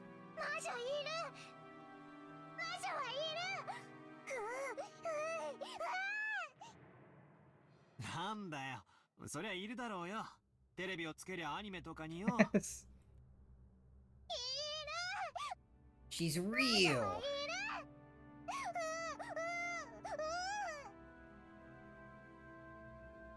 I started getting impatient, not knowing why Maria was jumping on me like this. Then Jessica tapped me on the shoulder and whispered, バカだな。子供の夢打ち砕いてんじゃねえぜ。マリアは魔女とかベアトリージェとかが確かに存在するって信じてんだよ。確かマリアちゃんは学校の文集に将来なりたいものは魔女って書いたんだっけ？ You wanted to be a witch? Maria nodded seriously. Tears started to run from the corners of her eyes. I see. To a girl who wants to become a witch in the future, the existence of Beatrice was proof that witches do exist in this world, and was therefore an image that she yearned after and admired.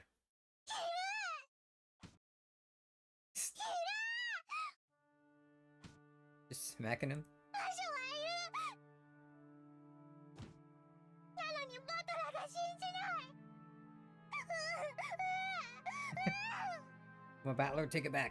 うん、いるよ、魔女は。お兄ちゃんは信じるよ。Ferdinand can kneel down and hug Maria's head. Watching this, Jessica poked my side. So that's what it is. It's like shouting that Santa Claus doesn't exist in front of a child who believes in him on Christmas Eve. I'm not the kind of guy who likes to shatter kids' dreams. わ悪かったぜ。別にマリアの夢にケチをつけたわけじゃねえんだ。謝るよ。ベアトリーチェはいるよな。今もこの島の森の中に住んでいて、夜な夜なこの屋敷で何をやってるのか覗き見しに来るんだろ。だから森には入っちゃいけない。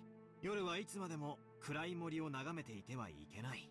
森の魔女ベアトリーチェに見つかってしまうかもしれないから、バサマがそう言ってたんだもんな。本当にバトラは信じる？おお、信じるぜ。ケチをつけて悪かったよ。ほら、仲直りしようぜ。I stuck out my hand, Rig grabbed it with her tiny hand, and we made up.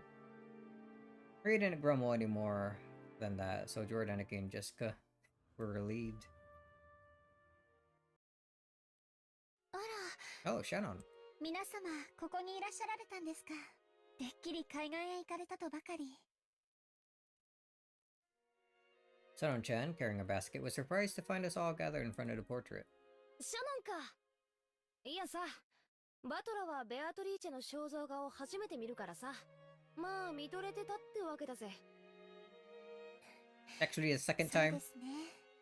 ベアトリーチェ様って本当にお綺麗です。さぞや親方様を虜になさったろうと思います。Valor believes in the witch. Game's done. You can stop playing now. Oh, sick. Alright. We're good. See ya.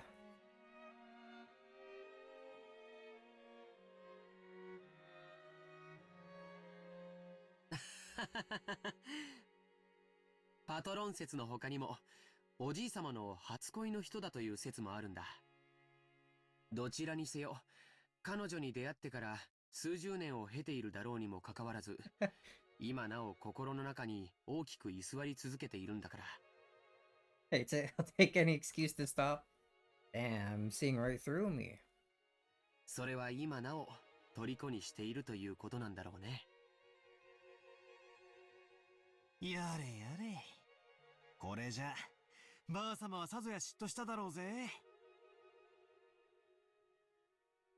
I won't lie, and that I do kind of want to try out the Rivals, like, Season 2 that released earlier, but I guess we can save that for later tonight. Or the weekend. 私はよく知らねえけど、やっぱりそういうのはあったらしいぜ。ばあさまは金髪の浮気相手がいると信じてたらしいな。With some blonde. The witch? Hair seems more orange and blonde, but maybe that's just a shading. I'm still downloading it anyway. It's me too, actually. I'm only halfway done. Don't really want to download it while streaming.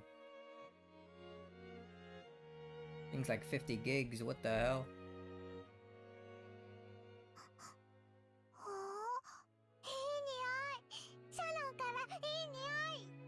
You sniffing her? Maria sniffing approached the basket Shannon was holding with interest. After hearing that, I noticed a fragrant scent with a touch of vanilla. 申し訳ございません。熊沢さんからこれを皆さんにお届けするようにことづかりました。なんだろう。素敵だね。クッキーだ。Oh, cookies. クッキー食べたい。クッキー食べたい。お召し上がりいただけますよ。でも、Would it be appropriate to serve cookies in a place like this in front of the portrait? Shannon-chan sent us a glance that seemed to ask what we wanted to do about it. Well, yeah, guess eating here would be bad manners, generally speaking. マリア、ここじゃなくてよそで食べようぜ。クッキーをお弁当にピクニックに行こう。ピクニック行こう。ピクニック行こ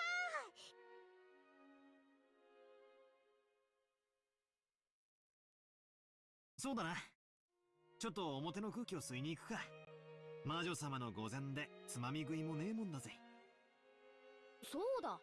もともと私たちは浜辺に行こうって言ってたんじゃねえか。行こうぜ行こうぜ。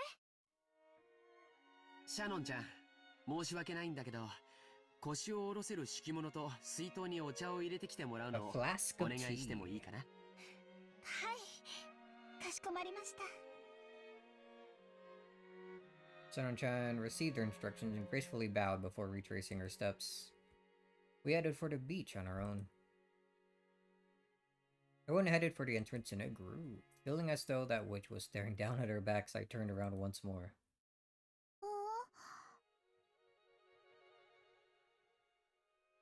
いや、信じるぜ。その方が夢があるしな。黄金の魔女ベアトリーチェがじい様に10トンの黄金を授けた。それで、その黄金がどこかに眠っているかもしれない。しかもそいつを、じい様は怪しげな碑文に書き残し、見つけられるもんなら見つけてみろと俺たちを挑発してるってんじゃねえか。こういうロマンはあった方がいいってもんさ。200億円の黄金か。私たち4人で山分けしたってとんでもない金額になるな。一人頭50億円か。すごいね。それだけあったらどんな事業でも起こせそうだよ。いや、そもそも働かずに生涯を優雅に過ごせるだろうね。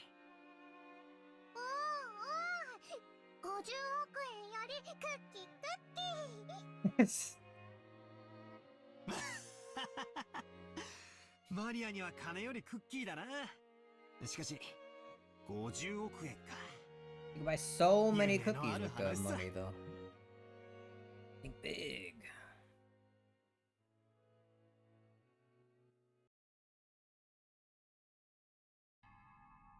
Chandelier. This 14? Oh, got a message from something. There we go. Oops. まさかお前たちは親父殿の黄金伝説を本当に信じているのかね。 They're talking about the legend of the gold. 魔女が黄金を与えた云々はさすがに信じねえさ。だが黄金の話だけは間違いじゃない。お父様が出自不明の金塊を持っていたことは複数の筋から確認されているわ。死んだマルソーの会長は生前、お父様に某所で積み上げられた金塊を実際に見せられたという。お父様はそれを指して10トン分あるとはっきり明言したわ。老いぼれのざれ言じゃないか。親父殿と一緒に存在しない黄金の存在をでっち上げただけだ。取るにも足らない。存在せん黄金にあないな軍資金は集まらへんで。会長さんは生前その真摯なお人柄であれだけ大勢の財界人から尊敬を集めたお人や。詐欺の片棒なんか担がへん。兄貴、マルソーの会長は確かに見たんだ。10トンの黄金をはっきりとその目で。しかも親父はそのインゴットの一つを任意で抜き取らせ、会長に持ち帰らせて鑑定させた。それは10キロのインゴットで、鑑定結果は純度49。 Not 100%. インゴット表面には後ろ宮家の家紋である片翼の鷲が刻印されていたという。後宮の黄金伝説は瞬く間に財界のフィクサーたちの間に広がったわ。鋳造元不明の黄金は換金率が悪い。ボロ儲けのチャンスだと思った彼らはそれを担保に認め、結果お父様は莫大な融資を受けることができた。バカバカしいにも程があるじゃないか。お前たちはいくつになるんだ。まだそんな子供の頃のおとぎ話を真に受けているのかね。第一、その10トンの黄金の証拠はどこにあるんだ。 Why doesn't this dude believe it? Or does he believe it? He just wants the others to stop looking into it. 親父殿と親交の深かったごく一部の人間のざれ言だけじゃないか。もちろん口伝だけさ。でもよ兄貴、親父が調達した莫大な金はそれに見合う担保が必要だった。仮に黄金がデマでもそれに匹敵する価値あるお宝を親父が見せたのは紛れもない事実じゃねえのかい？都市空間の親父殿が作った黄金幻想さ。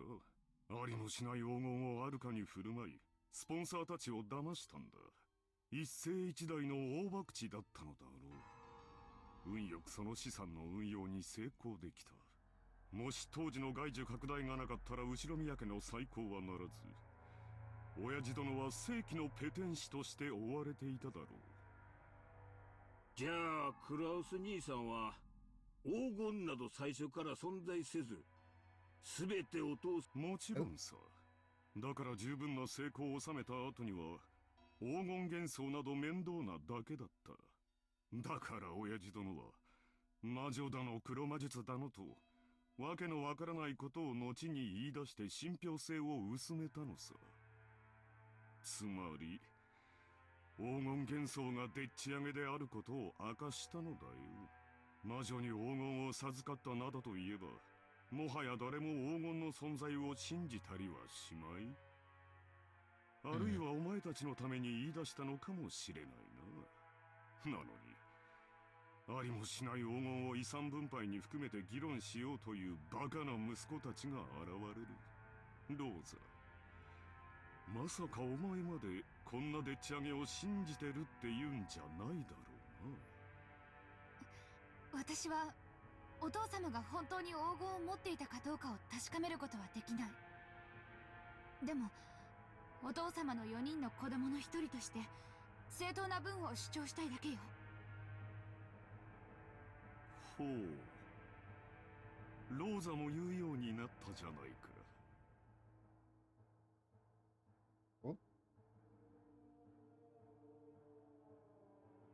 なるほど。お前たちはこう言いたいわけかね。Oops. 私が黄金を独り占めしようとしている。Maybe because you are. 兄さんが莫大な軍資金を調達したのは事実。それがお父様の個人資産の横領では断じてありえないというなら。 Man, what intense music. つまりはそういうことよ。兄貴はすでに10トンの金塊を見つけてるんじゃないかって。俺たちはそう見てるのさ。バカバカしい。そんなものは元より存在しない。じゃあ説明なさいよ。お父様の財産の横領、お父様の隠し黄金、そのどちらでもないならどうやってあれだけの軍資金を調達。私にも政界財界に友人が多くいてね。彼らから協力を得ただけに過ぎんよ。それについてお前たちに説明する義務はない。分かっているだろう。話せぬ方面の筋もある。兄貴がそうだと言い張るんならそれでいいさ。でもよ兄貴、親父は長くない。来年の今日まで生きてるなんて誰にも保証できねえんだぜ。親父が死ねばその時点で遺産相続だ。俺たちは全員の立場から中立な弁護士と会計士を立てて親父の財政状況を調査させるぜ。その時お父様の資産に兄さんが不当な干渉をしていることが発覚したならお分かりね。何の話だかさっぱりわからんね。妻でなくても憤慨したい気持ちだ。お父さんの黄金はもちろんお父さんの財産や。表に出せん金やっちゅうのも分かっとる。しかし4人に公平な権利があるはずや。つまり兄貴が黄金を独り占めしていないかどうか、兄貴についても財務状況を調査させてもらうぜってことなのさ。いい機会じゃない。兄さんの言うところの友人知人にバックアップしてもらったというところを証明なさいよ。私たちはくだらない疑いを持ってしまったことを潔く謝れるわ。ねえローザ。そうね。クラウス兄さんこそ話をはぐらかしてるわ。やましいところがないというなら証明してくれればいいだけの話なのに、兄さんはまるで取り合おうとしてくれない。だがまあ兄貴の立場にも配慮するさ。親父の名代ということで俺たちより一つ多く責任を背負ってるところもあるだろう。今まで散々気楽に過ごしてきた俺たちがそれを察しないでブーブー言うのはこりゃフェアな話じゃないぜ。ほう、さっきから落とされたり持ち上げられたりと忙しい。本題に入りたまえ。つまりな、お父さんの財産をあれこれ調べて重箱の隅をつっつくんはブスやないかって話なんや。クラウス兄さんの言う通り、うまく説明できん金の動きもあるやろ。そこを理解した上でわしらは兄さんに相談を持ってきたんや。お互いにとって悪うない相談や。相談？ほう。遺産分配時に今日まで親父の面倒を見てきてくれた兄貴のご苦労を最大限に汲み取り、分配。間違えないでよ。別に私たちの権利を放棄するって言ってるわけじゃないのよ。ただその権利を主張する際に兄さんの立場に立った寛大な理解があってもいいんじゃないかしらということなのよ。つまり条件を飲んでくれたら、わしらは遺産分配時にお父さんの財務状況調査をクラウス兄さんに一任してもいいっちゅうこっちゃ。There. All of its siblings from Eva down were suspected that Cross was trying to steal their father's wealth. So letting Cross report the state of that wealth was extremely contradictory and a huge concession. If, as they claimed, Cross was actually embezzling money, Cross would be able to hide that fact. Besides which, it would be possible for him to control the distribution of the inheritance in a manner favorable to himself. Cross, realizing that this sounded too good to be true, couldn't help but feel suspicious. Couldn't help but worry about what they asked for in exchange. ほう。信用ゼロの私に長兄としての信頼を返してくれるというのか。その見返りは何だね。同じ兄弟としての公平な権利さ。俺たちの兄貴は親父の財産をかすめ取るようなやつじゃない。だがしかし兄貴に融資するパトロンも存在しない。となりゃ、つまりこういうことなら兄弟は納得するわけさ。兄さんは10トンの黄金を見つけ、それを担保に軍資金を作った。そう、お父様がかつてそうしたようにね。そういうことならお父さんの財務状況におかしな点は一切あらへん。クラウス兄さんはずっとお父さんの世話をしてきた高校息子や。そないなお人を信用せんわけにはいかへん。回りくどくて分かりづらいな。もっとはっきり具体的に言いたまえ。条件の一つ目、まず兄貴は親父の黄金を見つけていたことを認めること。ありもしない黄金を私が持っていると認めろと。条件2、その黄金について兄弟の取り分を認めこれを支払うこと。バカな。ありもしない200億の黄金について一人頭50億、合計150億を支払えというのか。バカバカしい。最後まで聞きなはれ。そない大金出てくるのは分かっとる。でけへん取引はするつもりないで。もちろん黄金の取り分についてもクラウス兄さんの今日までのご苦労を十分にねぎらって換算するつもりや。条件3、黄金の分配は後宮本家当主跡継ぎの肩書きに 50%、 残りを兄弟の正当な取り分として分割。もちろんクラウス兄さんもこれには含めるわよ。200億のうち125億を兄貴に、25億をエヴァ姉さんに、25億を俺に、25億を老座に。ありがたくて涙が出る分配じゃないか。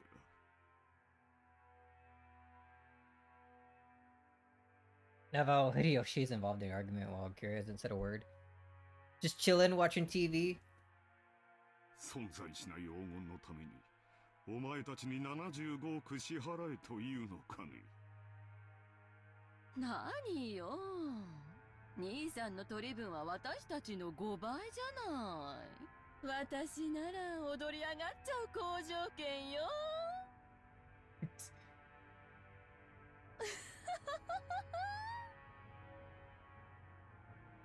条件の4、分配金は親父の死亡時に遺産分配に含めて清算する。ただし手付金として俺たちの取り分の 10% を即納してもらう。支払いは来年3月までだ。どやクラス兄さん、お父さんの財産をめぐる信頼を回復する絶好のチャンスやないか。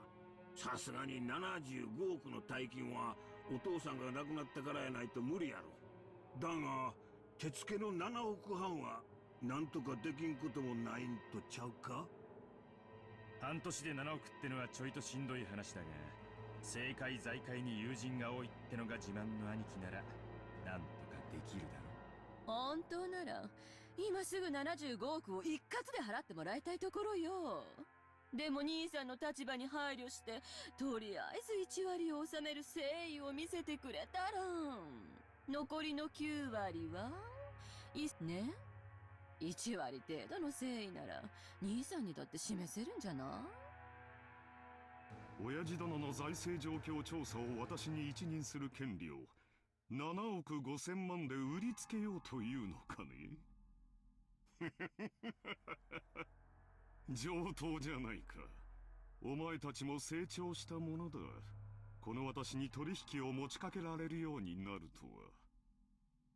これらを兄さんが飲むなら、私たち兄弟はお父様の財産状況調査を兄さんに一任する。ただしその調査結果は公弁の対象となる。当然よね。75億分私たちの取り分が減るように調整されちゃったら悲しいもの。原則的に文句は言わねえつもりだ。兄貴が綺麗にやってくれたならそれでいい。よっぽど露骨なことをしなけりゃ俺たちだって早く遺産は欲しい。As long as you don't try anything that's blatantly obvious, we've got no intention of stirring things up. いつまでもグダグダして取りっぱぐれたくねえんだ。公弁された場合の再調査は誰がするのかね。兄さんでいいわ。多分これが兄弟で合議する最初で最後の機会だもの。そんなことにはならないと信じてる。ローザもたまには言うわね。Clear again. By this point, it's obvious that Kraus wasn't all trusted as the oldest sibling, so there's no need to go into detail. The formerly tyrannical oldest brother had always abused his privileges and violated the other siblings' shares. It was in response to this that the other three, now adults, were finally teaming up and striking back for the first time. 申し訳ないが条件はまだ続くんや。条件5、この取り決めはお父さんの遺言上に優先する。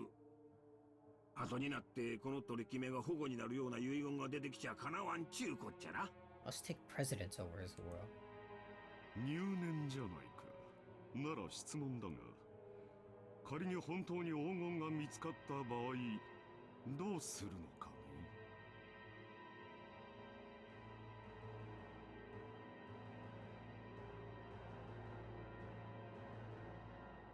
Rereading that, make sure I understood correctly. それに対する支払いを兄貴が済ませてる以上、俺たちは本当に黄金が出てこようがどうでもいいことさ。俺たちの取り分は先払いってな感じになるわけだから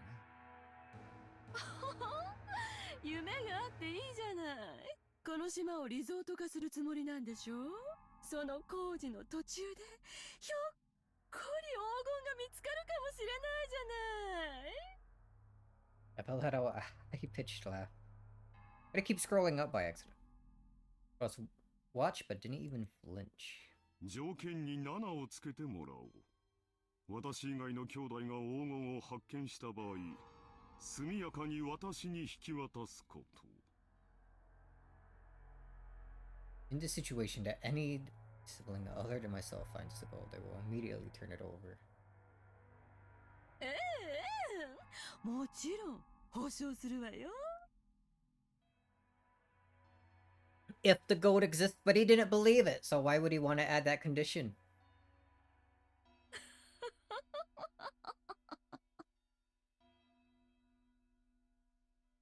It was a play on words. Of course the others who were forcing Cross to pay more money. Or, of course the others who were forcing Cross to pay money for some non-existent gold wouldn't save Cross his portion if they actually found it.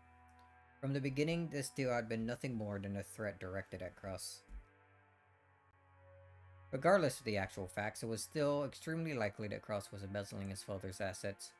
Vincenzo faced death at last, and his inheritance distributed, some unpleasant facts would surely come to light. That could easily become fatal to Cross. The others had spotted his weak point and were threatening their brother under the veil of compromise, trying to wring a huge sum of money out of him. However, they had forgotten one thing. They'd forgotten that their brother's brain moved so swiftly, at least when it came to cunning and guile, that they'd been forced to band together to combat him.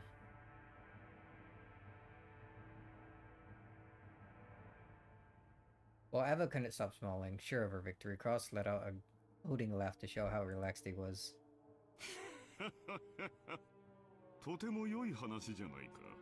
私もお前たちとの関係が疎遠になっていたことには非常に心を痛めていた。この条件を飲むことによって兄弟間の関係が再び有効なものにできるなら、喜んで話に乗らせてもらおうじゃないか。喜べローズ。取引は成立だ。Rose's expression dimmed. It was never a good sign when her brother started talking like this. Eva also keenly picked up on this. That's why she was unable to wipe away a sense of unease, even though Cross has obediently accepted the deal. 嫌に素直ね。兄さんらしくもないわ。それはひどいじゃないか。私に下心があるというのかね。あるわけもないさ。お前たちと同じだ。Just the same as all of you. He seemed to emphasize just that one part. The color of Rudolph's face darkened. To him, it sounded as though Cross was saying, I have a plan similar to yours. Though Rudolph panicked. He rushed to bring his nearly resolved discussion to a conclusion. ならいいんだ。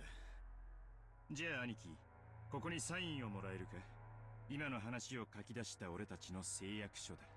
人数分ある。同じ内容に全員がサインする。Rudolph took 4 ink contracts out of his breast pocket that had been the details of their deal written on them. クラウス兄さんの提案した条件7ももちろん今から追記するで。安心したってな。兄貴、ペン使うか。Rudolph took a fountain pen out of his breast pocket and offered it to Cross.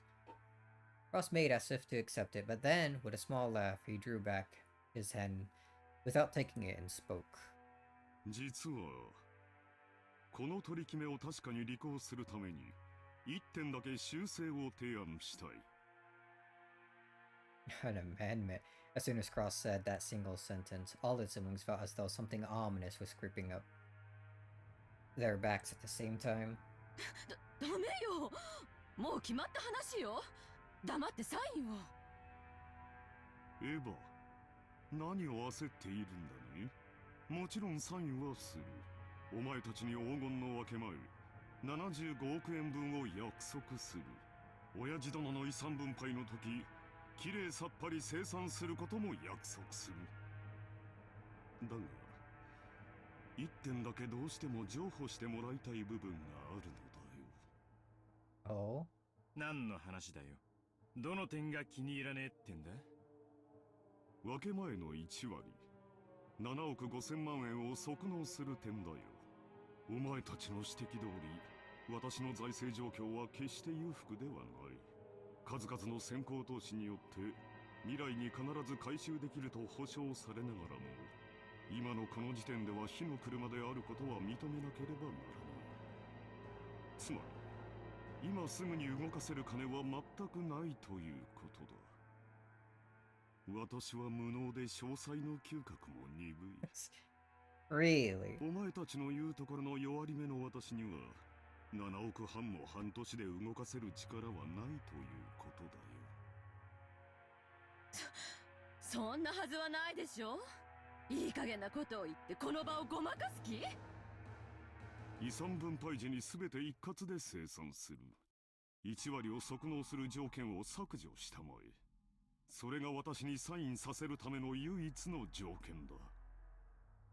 クラウス兄さん、この1割はな、あくまでもお兄さんの誠意を図る数字なんやで。本当なら取引の余地もない話や。そこを100歩譲った上で、とりあえず1割の誠意でこの場を丸く収めちゃるっちゅう大サービスなんやで。そう説明した上でそこを断るっちゅうんは、互いの信頼関係にちょいと影を落とすんとちゃいますか？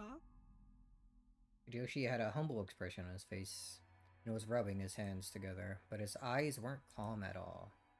Ross had already seen through the shadow in the depths of those eyes. お前たちは何を焦っているのかね。それとも何に怯えているのかね。どうぞ私にだけは教えてくれんかね。他の兄弟たちには内緒でこっそりと。別に私は。よせよ兄貴。俺たちは兄貴がサインするかしないかしか聞いてない。妙な勘繰りも交渉もなしだ。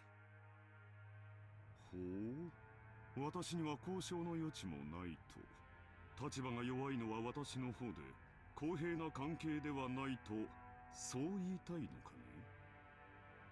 Shivers began to crawl up Rudolph's back.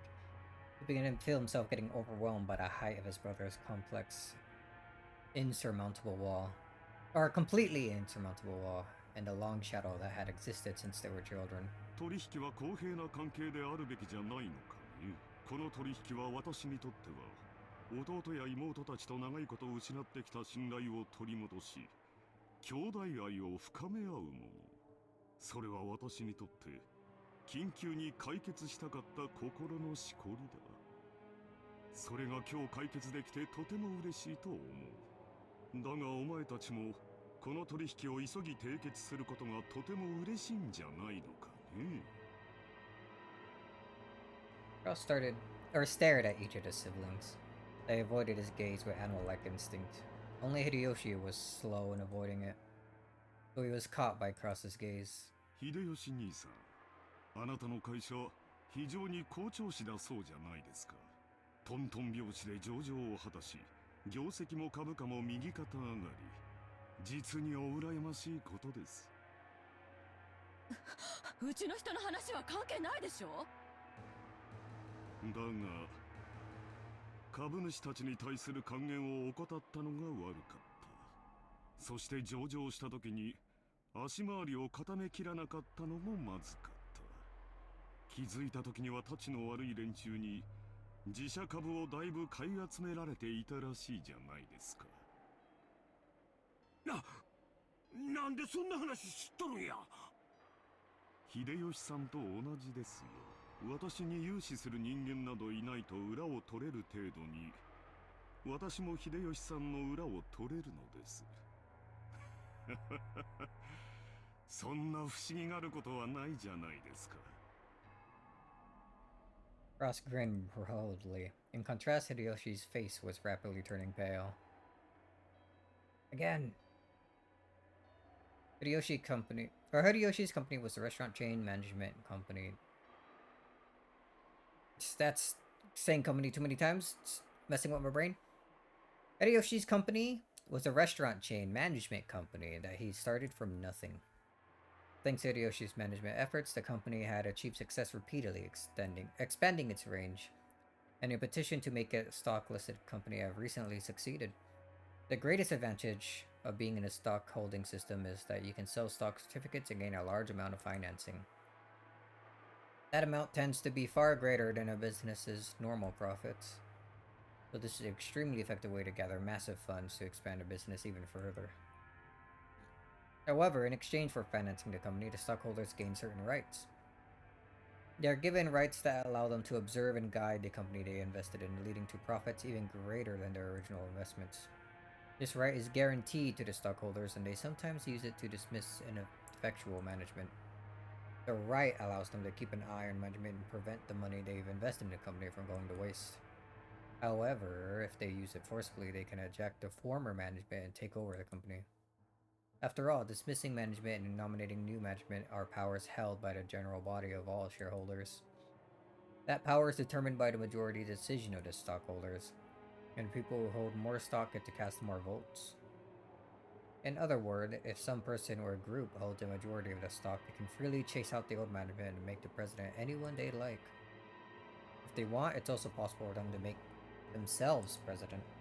Most companies take various defensive measures to stop malicious people from buying up their stock and threatening their position, like ensuring that lots of stock is bought by those close to them, such as company employees. However, Hideyoshi's company had only recently become stock listed, and he hadn't had time to strike those defensive measures. Or maybe Hideyoshi was so engrossed in the management of his company that he couldn't properly understand the dangers of being stock listed. It's hard to say whether he should be viewed as the kind-hearted management immersed. Let me read that again. It's hard to say whether he should be viewed as a kind-hearted manager immersed in the work of management or a foolish manager who had his feet swept up from under him. In other words, there existed some people who wouldn't let him get away with that naivety unscathed. They began repeatedly buying up stock, and Hideyoshi's company rapidly gaining such strength that they couldn't be ignored. They then sent anonymous documents to the shareholders in an attempt to gain control of a majority. The documents read, "The current management continues to make pointless investments and is ignoring the needs of the stockholders. Let us force the current management to retire, cut their current wasted investments, and let the company be born again as one that gives more back to the stockholders." It's very difficult to make the actual state of a company's management known. The fruits of Hideyoshi's sleepless nights and constant concern for his company were cruelly distorted, and he lost the trust of his stockholders. Thanks to these efforts, the group had almost collected a majority of the company's stock. At that point, even Hideyoshi noticed and started to buy back the stock, but the stockholders realized that the company was undergoing an acquisition maneuver, and each demanded a ridiculous price for the shares that Hideyoshi was trying to buy back. They continuously tortured Hideyoshi, who had no leeway in the negotiation of the price. One of the certificates of capitalism is that the price will rise when two parties vie for the same thing. And one of the certainties of democracy is that majority controls everything. So in the end, whoever manages to buy up the most stock wins. But another way, whoever has the most money wins. Unless Hideyoshi could obtain a large sum of money at this crucial time, he couldn't easily lose all that he built so far. Therefore, more than anything else, he wanted a lot of money right now. He couldn't wait for the division of Kinzo's inheritance, since no one knew when he would die. And you, Rudolph, have been quite in a lot of trouble today too, haven't you? 海外は怖いとよく言うが、本当にそうらしいな。アメリカの裁判は極めて感情的に決まる。彼らは外国人に寛大な判決など出しはしない。So much going on with money in this, dude. 先方と和解した方が結局は安上がりになると、弁護士に忠告を受けたんじゃないのかね。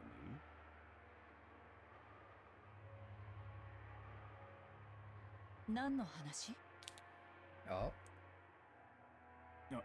まあ仕事上のトラブルさ。大したことじゃない。金でケリのつく話さ。Yuri immediately guessed the meaning behind the subtle expression on her real face. Her husband had gotten wrapped up in some kind of trouble without her knowledge and had been worrying over it alone. その通りさ。世の中なんだって金でケリがつく。失った兄弟の絆だって買い戻せるようにな。アメリカは権利侵害などにはうるさい国だ。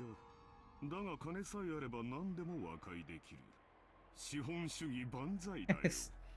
Long live capitalism. もっとも、和解金は数百万ドルにも及びそうだとの噂もあるがね。Rudolph had been building a large amount of wealth with a certain type of niche industry. However, a niche is a niche. Definitely wasn't a business exposed to the light of day. An American corporate giant was trying to accuse Rudolph's company of violating their rights. For various reasons, it was also thought that victory for Rudolph in its trial would be extremely unlikely, and it was being forced into an all-out surrender. But even so, there was a way for this to be resolved with money. If he could just pay that money, it might still be painful, but he'd be able to pick himself back up. But if he didn't pay, he'd lose everything. Therefore, more than anything else, he wanted a lot of money right now. ローザは清く正しい妹だ。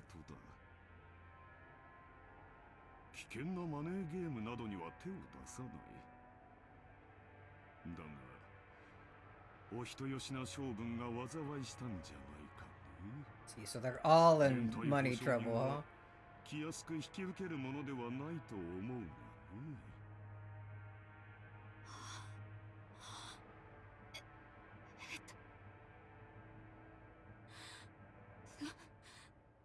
それはクラス兄さんとは関係ない。 Rosa uncharacteristically laid bare her emotions and yelled. After all, no one was supposed to know that. As Cross watched, he let slip a muffled laugh. Without exception, every one of them, more than anything else, wanted a lot of money right now. In other words, the situation had been reversed.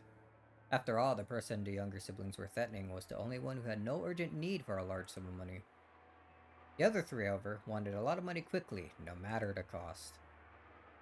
In other words, oh boy, I'm gonna start noticing that now that it was mentioned to me. The longer it took to establish his deal, the better position Cross would be in. Cross was extremely sly. He had known all of their Achilles heel from the beginning. Even so, he had not been certain.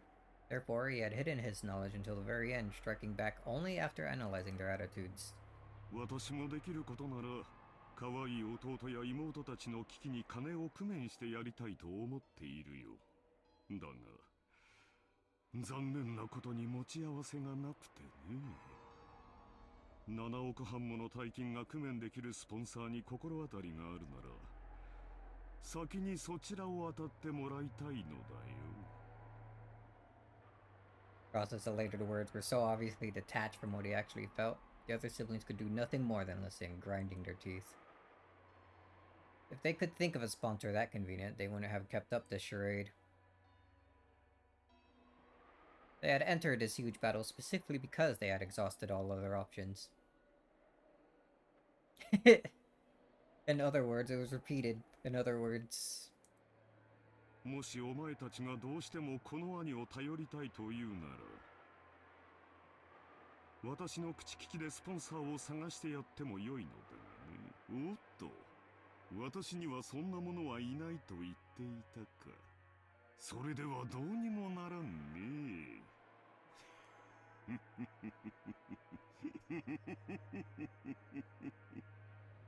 Holy. Russ's low, gloating laugh began to fill the parlor. The younger sibling, who had been driving the older into a corner until a moment ago, could do nothing more than grimace and grind her teeth. エヴァ、冗談じゃないわ。兄さんに借りなんか作れるもんですか。冗談じゃない。冗談じゃない。クラウス兄さんを頼ったらどう助けてくれるの？言ったではないか。私にできるのは他のスポンサーを探すだけだよ。もちろん利息を融通してもらえるようには最大限交渉するがね。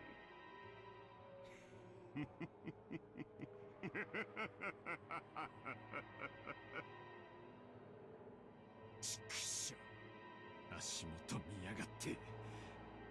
あなた、落ち着いて。落ち着いてるぜ。俺は極めて冷静だぜ。クソったりが。Fear grabbed her husband's hand. That action made him feel even more pitiful, so Rudolph shook it off.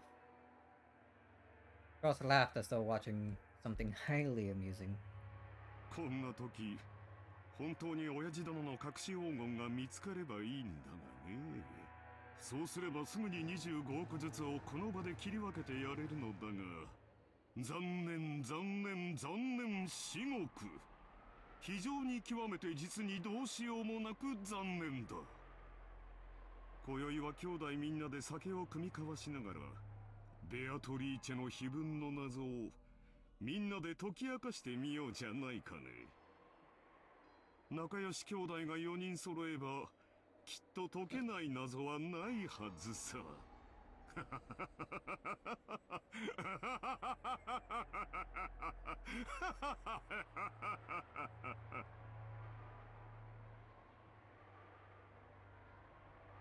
Just have to step out and you missed it. There were 3 chances for you to hear it, and you missed all 3 of them.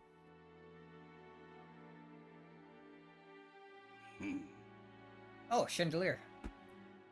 I'm gonna go back. All right, where is it? Oh, damn! It doesn't go back that far. Damn. You can't do it. You're just gonna have to rewatch the VOD. 面白いことをする。それでその突きつけた条件というのは何か。Who's he talking to? はい。クラウス様は黄金の発見を問わずに、その分け前としてエヴァ様、ルドルフ様、ローザ様に計75億円を支払うこと。ただしその1割を3月までに支払うこと。クラウスの間抜けめ。弟たちに足をさらわれるとはな。Oh, I guess he didn't stick around to hear the turnaround. 実に愉快ではないか。しかし、爪が甘いようだな。はい。クラウス様はそれを、エヴァ様以下、お三人が緊急に大金を用立てする必要があるためと。Oh, okay, never mind. He did hear all of it. その程度のことはカンパできるのか。中途半端に無能な男め。今はどうしている？話は一度中断されました。今はベアトリーチェ様の碑文の話をされています。私の黄金がどこに隠されているのか、その謎を解こうとか。はい。Enzo set down his spectacles and snorted. 奇跡の成就が先か。愚か者どもが黄金を暴くのが先か。実に見ものではないか。愚か者どもが我が謎を解き明かしたなら、その時は私の全ての敗北だ。我が屍を骨の一かけらまでしゃぶり尽くすがいい。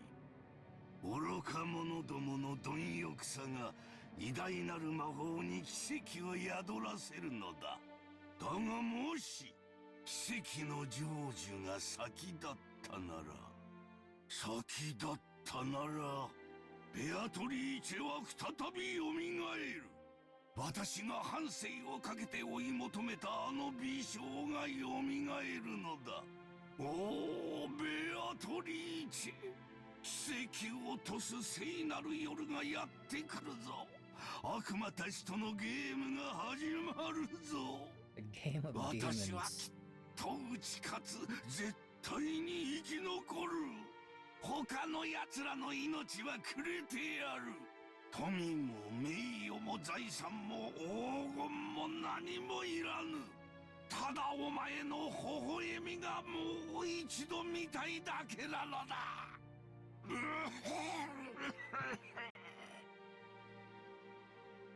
Oh, green shake. Therefore, more than anything else. Kizo choked, apparently in great pain. Then got him closer and tried to pat his master back, but Kinzo motioned for him to stop.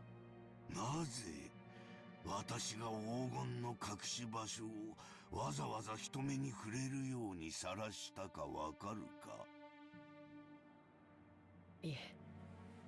魔法の力はリスクで決まるからだ。Oh. ベアトリーチェの黄金を暴こうとする人間が多ければ多いほど、その危険が高まれば高まるほどに、それでもなお成就できたとき、魔法の力は偉大なる奇跡を起こせるのだ。魔法とはつまりゲームなのだよ。In other words, 優れている者が勝者になるのではない。勝者には魔法が与えられ優れるのだ。わかるか？生命の奇跡が数億分の1という神々しい確率に勝利するからこそ与えられるようにな。お前には少し難しいか。申し訳ございません。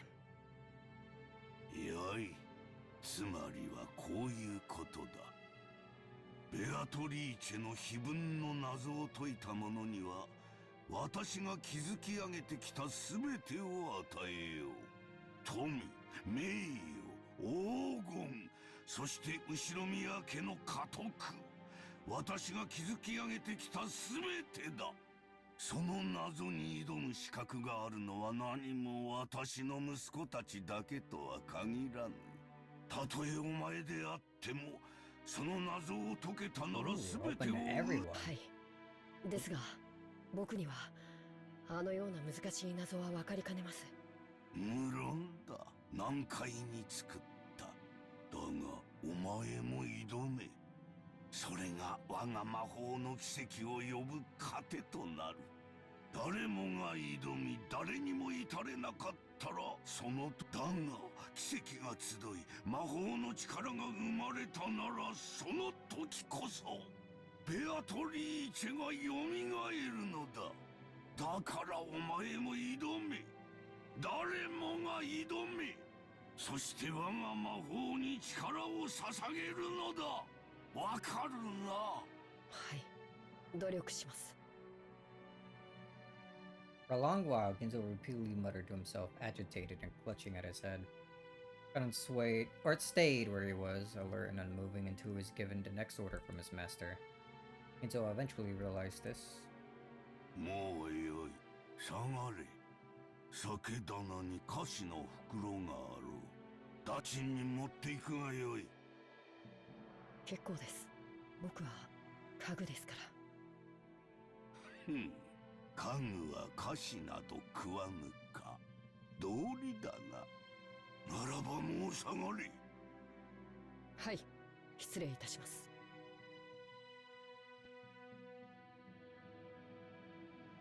Kanon bowed and left the study.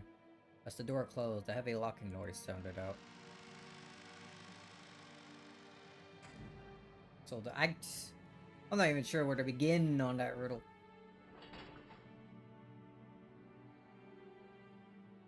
It was not the sound of Kanon locking the door. It was the door locking automatically. No one could enter without Kinzo's permission, and once they left, they could not enter again. It was a mechanism that Kinzo, unable to trust his blood relatives, had created to seal himself up in his own study and isolate himself from the outside world.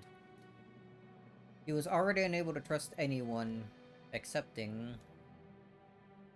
He was already unable to trust anyone excepting not the children who shared his blood, but those servants who called themselves furniture.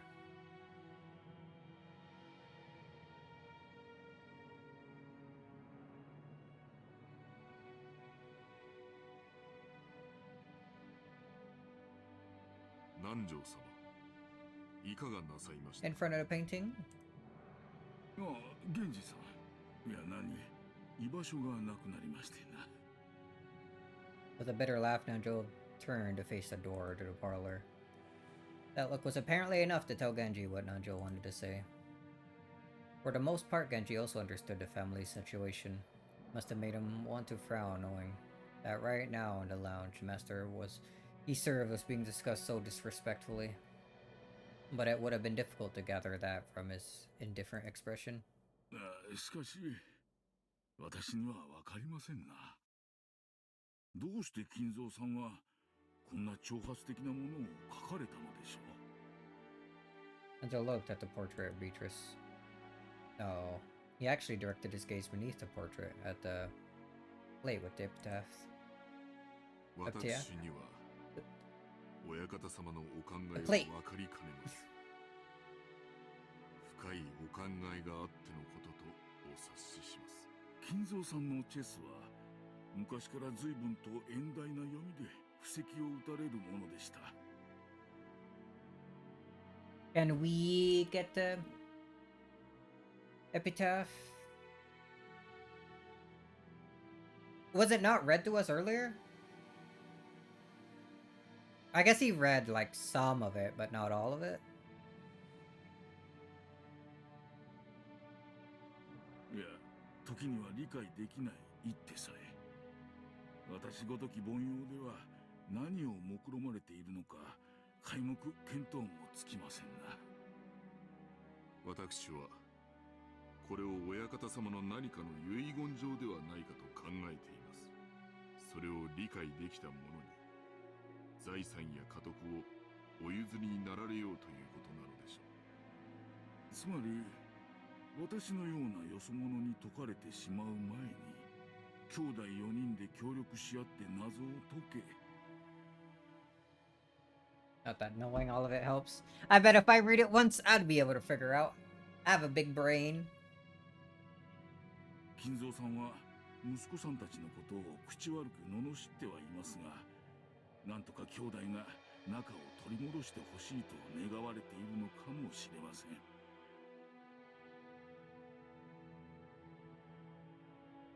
It certainly would be heartwarming if, as Nanjo has suggested, this epitaph had been made to repair the siblings' relationship. However, both Nanjo and Genji knew that nothing could be more than impossible than this. They known Kinzo longer than anyone, and Kinzo trusted them more than his own relatives. But even they could not guess at his true motives. 親方様は一族のものでなくとも謎に挑む資格があると常々おっしゃっています。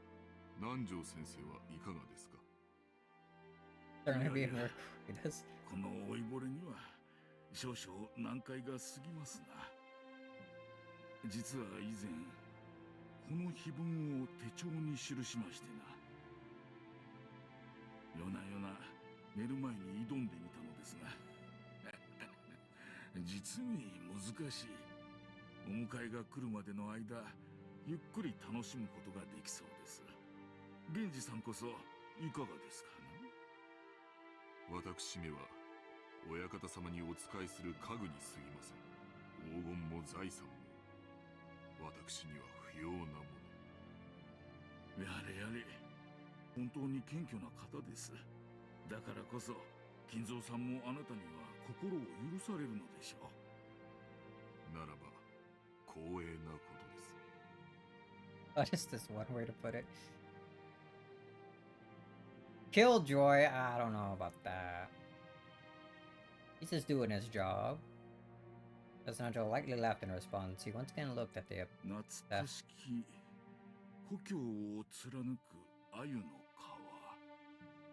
Behold the sweet fish river running through my beloved hometown. You who seek the golden land, follow its path downstream in search of the key. Oh.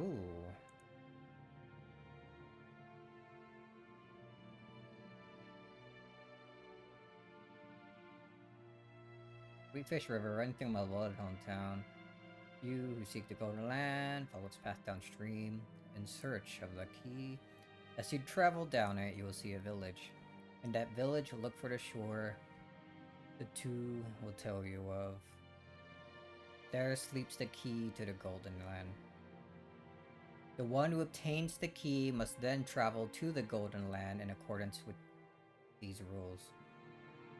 On the first twilight offers the 6 chosen by the key as sacrifices.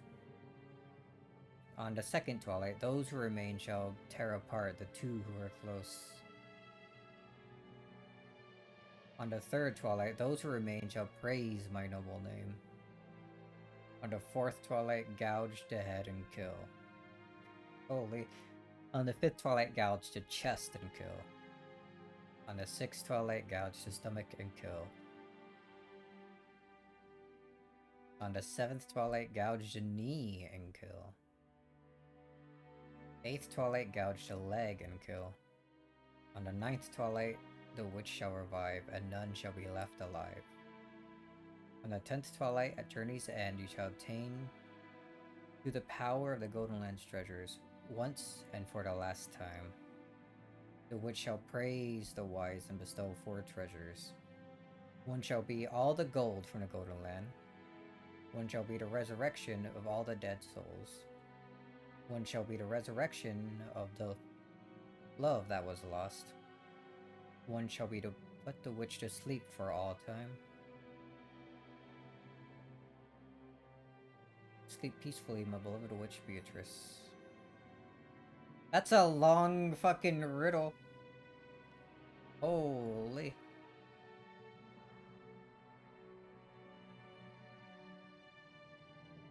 Right, maybe I can't guess it.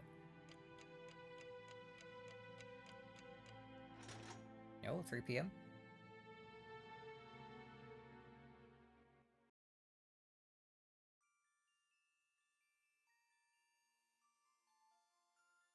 Now, what do we got going on here?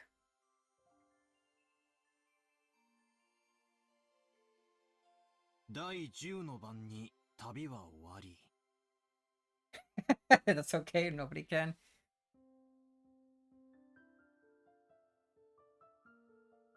So, on the 10th twilight, the journey ends. しかしマリアは豆だな。ちゃんとメモしてるとは偉いぜ。マリアは忘れっぽいからちゃんと書く。ママに言われたからちゃんと書く。There's a notebook inside the handbag Miriam was always carrying around. Beatrice's epitaph was copied onto it. Thanks to that, we were all able to challenge the puzzle of the epitaph while walking down the beach. Down this beach. Just gotten to rest, I've already tried to solve it several times, and had already gotten bored with it. However, since this was the first for me, I was so excited that I couldn't stop. Really tickled my sense of adventure. まず1行目。懐かしき故郷を貫く鮎の川か。じい様の故郷ってどこだっけ？戦前の後ろ宮家は小田原のあたりに屋敷を構えてたって聞いたぜ。で、となりゃ小田原に流れてる鮎の泳ぐ川に関心が行くわけだろ？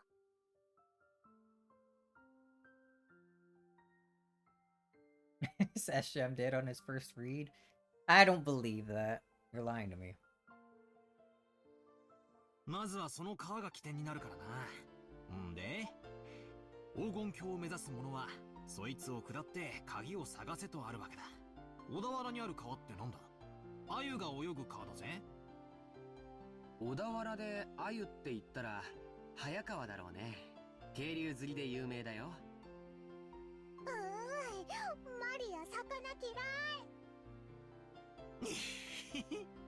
マリアももう少し大きくなったらわかるぜ。鮎の塩焼きをベロベロベロってな。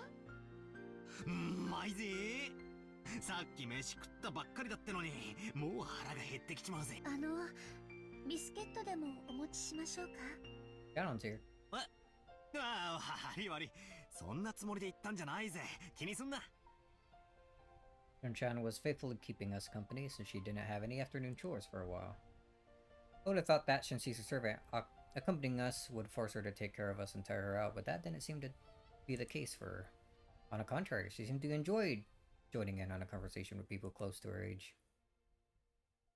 When I asked, I heard that she was When I asked, I heard she was some sort of worker who's... Let me read that again.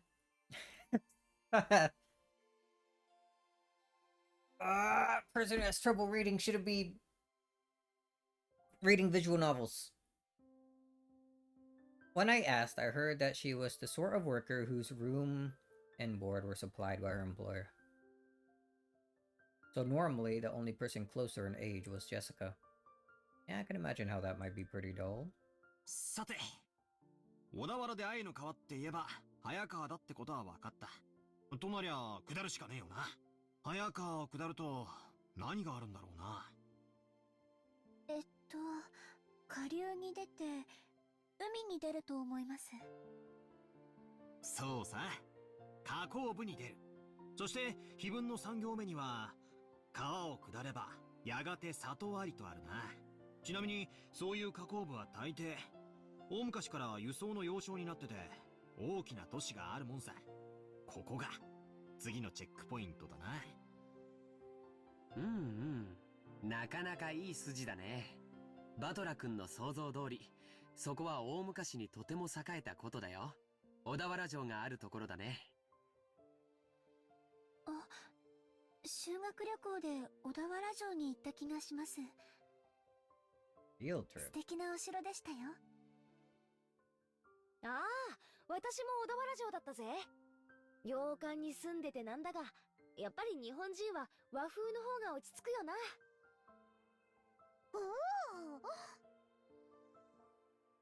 マリア、お城退屈。Castles are boring. That's a theme park would be そう better かそう than か。 castle. よしよし。黄金を見つけたら、このバトラ様が気前よく遊園地を一日借り切って遊ばせてやるぜ。しかし小田原城とはな。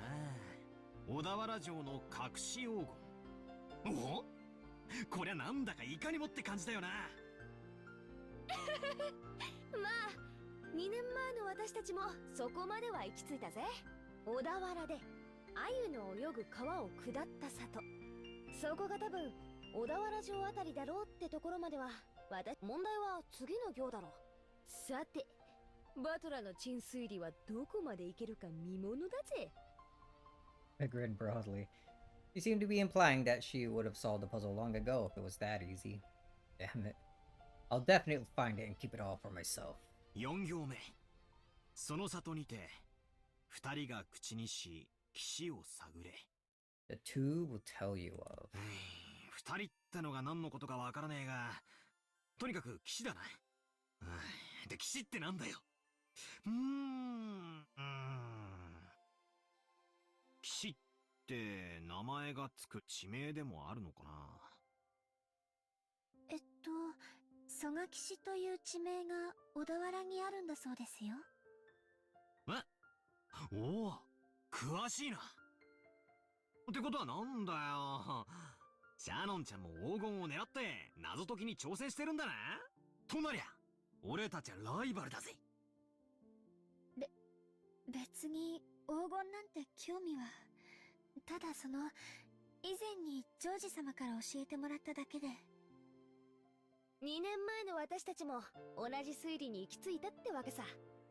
わざわざ地図を広げて調べたんだぜ。小田原城の北に5キロくらいだったかな。Yo, howdy. How's Umineko going? It's starting to get real interesting so far now, yeah? Now that we got through like the slow part of introducing all the characters. そこには確かに蘇我岸という地名があるよ。I did not solve it. He's lying. Don't listen to him. でも Who knows? After I hear そこ more からが about わ it. からないんだ。次の5行目にはその土地のどこに鍵があるかは記してない。マリアちゃん、読んでくれるかい？そこに黄金鏡への鍵が眠る。There sleeps the key, the golden land.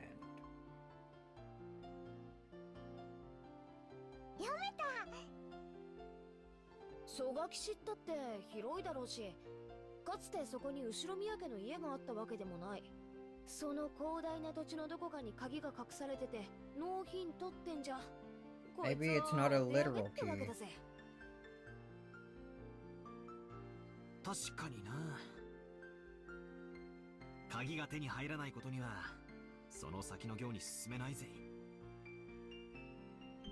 ジョージ兄貴、蘇我岸ってのはどんなとこなんだ？さあね、行ったことはないからわからないけど、地図によると山の中みたいだよ。確か浅間山の山麓みたいだったね。なんだかパッとしねえな。宝のありかを隠した謎ってのはもっとぴったりとハマるもんじゃねえのかよ。どうも蘇我岸ってのがそもそも間違いって気がするぜ。私は蘇我岸を疑ってるぜ。私たちが知らないだけで、例えばじいさまの子供時代を過ごした家とかがあるかもしれないだろ。一行目に懐かしき故郷をって行があるくらいだもんな。シャノンはじいさまによく酒とか継がされてたろ？昔話とか聞かされたことないのか？親方様は昔の話はほとんどされません。ただ、後宮家が滅びかけた関東大震災について、非常に人事のように話されることがありましたので、関東地方よりずっと遠方にお住まいだったかもしれません。後宮本家は小田原に住んでたかもしれないけど、分家はその限りじゃなかったろうね。おじいさまはよく自分のことを分家も分家、後継ぎに最も縁遠かった A branch of a と言われ branch. るくらいだからね。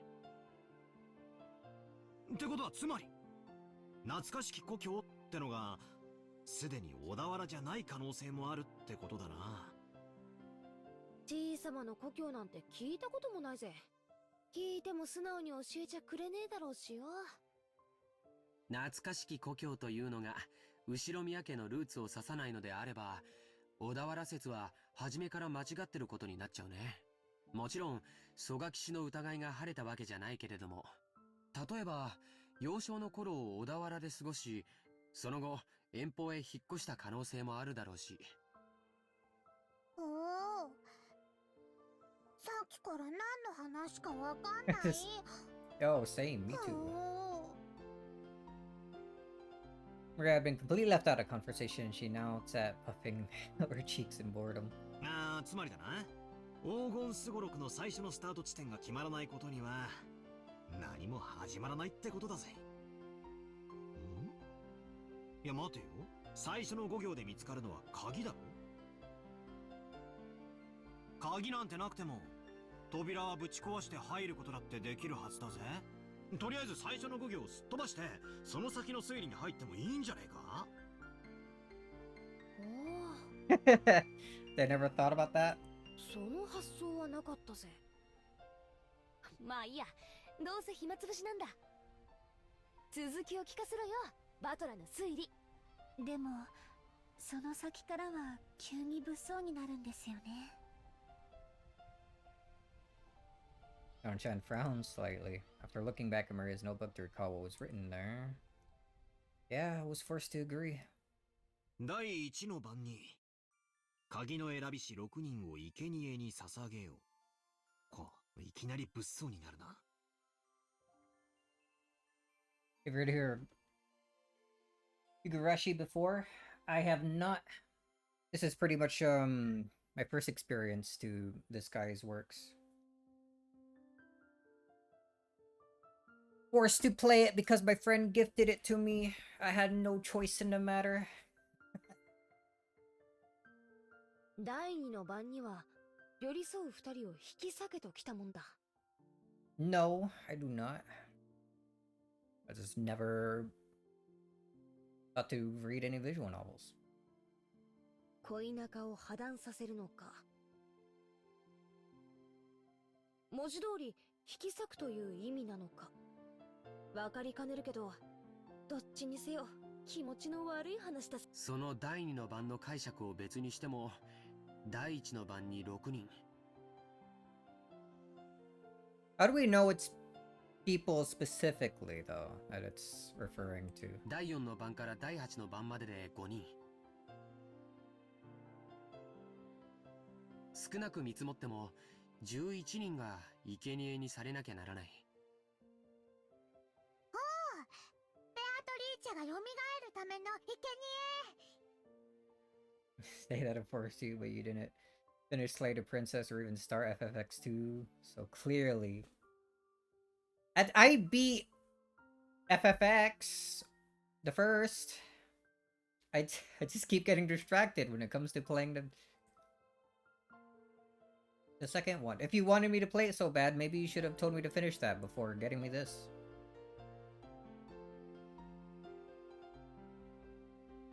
なるほど。 Same with Slay the 魔女 Princess. 復活のための生贄か。そういう解釈にもなるな。その結果、第9の晩に魔女が蘇って、最後は極めつけたな。第9の晩に魔女は蘇り、誰も生き残れはしない。結局はみんな死んでしまいます。それでようやく次の第10の晩にゴールってことになってんな。Like twice at that channel, holding me at gunpoint right now. You wouldn't even be able to see. You have glasses on. みんな死んじまうのに黄金鏡へ至るだろうって言われても困ったもんだぜ。 How the next line says that people are revived. 鍵を手に旅に出た当人も生き残れないに含めるのかどうかは解釈の分かれるところだね。しかしよ、最後のところには面白いことが書いてあるぜ。ゴールした後、魔女からもらえる4つの宝の行だよ。一つは全ての黄金。問題は次だ。全ての死者の魂を蘇らせるとあるぜ。みんな死んじまったっていうのとかけてるような気がしねえか。それを言われれば、次の失った愛すらも蘇らせると第2の晩の寄り添いし2人を引き裂けにかけているようにも見えますね。そうだね。そして4つ目も第9の晩にかけてある。第9の晩に蘇った魔女を4つ目の宝が再び眠りにつかせている。好意的に解釈すりゃ死んだり別れさせたりと忙しいが、最後には全部チャラになるわけだな。目覚めた魔女も再び眠るし、手元にはたっぷりの黄金だけが残るって寸法だぜ。死んだり蘇らせたり、別れさせたりくっつかせたりと、魔女様はお忙しいこったな。ついでに起きたり眠ったりな。やれやれ。せっかくの隠し黄金の話も魔女の話が絡んじまうと急にうさんくさくなっちまうぜ。違いないな。 Left along with Jessica. After all, the idea of which is just too ridiculous. Of course, once we started laughing like that, Maria, who believed in the witch, got angry. 魔女はすごい。魔法で何でもできる。殺すことも生き返らせることも愛を与えることも奪うことも、空も飛べるし姿を透明にできるし黄金もパンも生み出せる。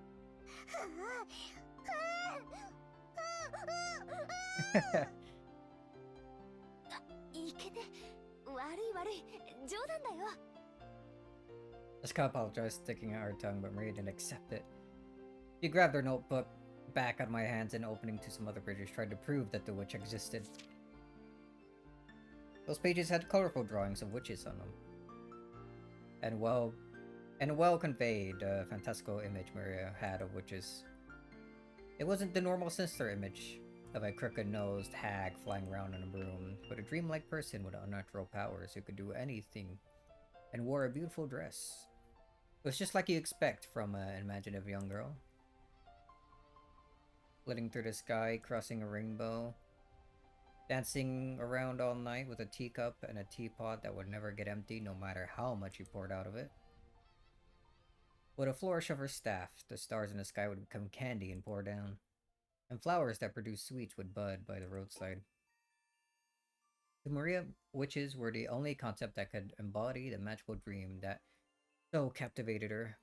As she grew older, it was the last remaining thing she could give that could give richness to her dull and plain everyday life. That's why Maria believed in witches. She didn't want that dream of hers to be tarnished. That's why she didn't want anyone to tarnish the epitaph, which affirmed the existence of witches, because the witch named Beatrice is Maria's dream. マリアちゃんにとっては、これは黄金の隠し場所を示すものじゃなくて、魔女を蘇らせるための魔法なんだって。There was a single link between Maria and the witch. Maria was very angry and clung to George and a key. Jessica and I scratched our heads and apologized. It might not be possible to smooth things over again like last time. He got mad in front of the portrait. Maria didn't seem willing to be easily consoled. Unlike Jessica and I, who hung our heads wondering what to do, Shan timidly opened her mouth. マリア様、ご存知ですか？私たち使用人の間では、ベアトリーチ様の怪談が語り継がれているんですよ。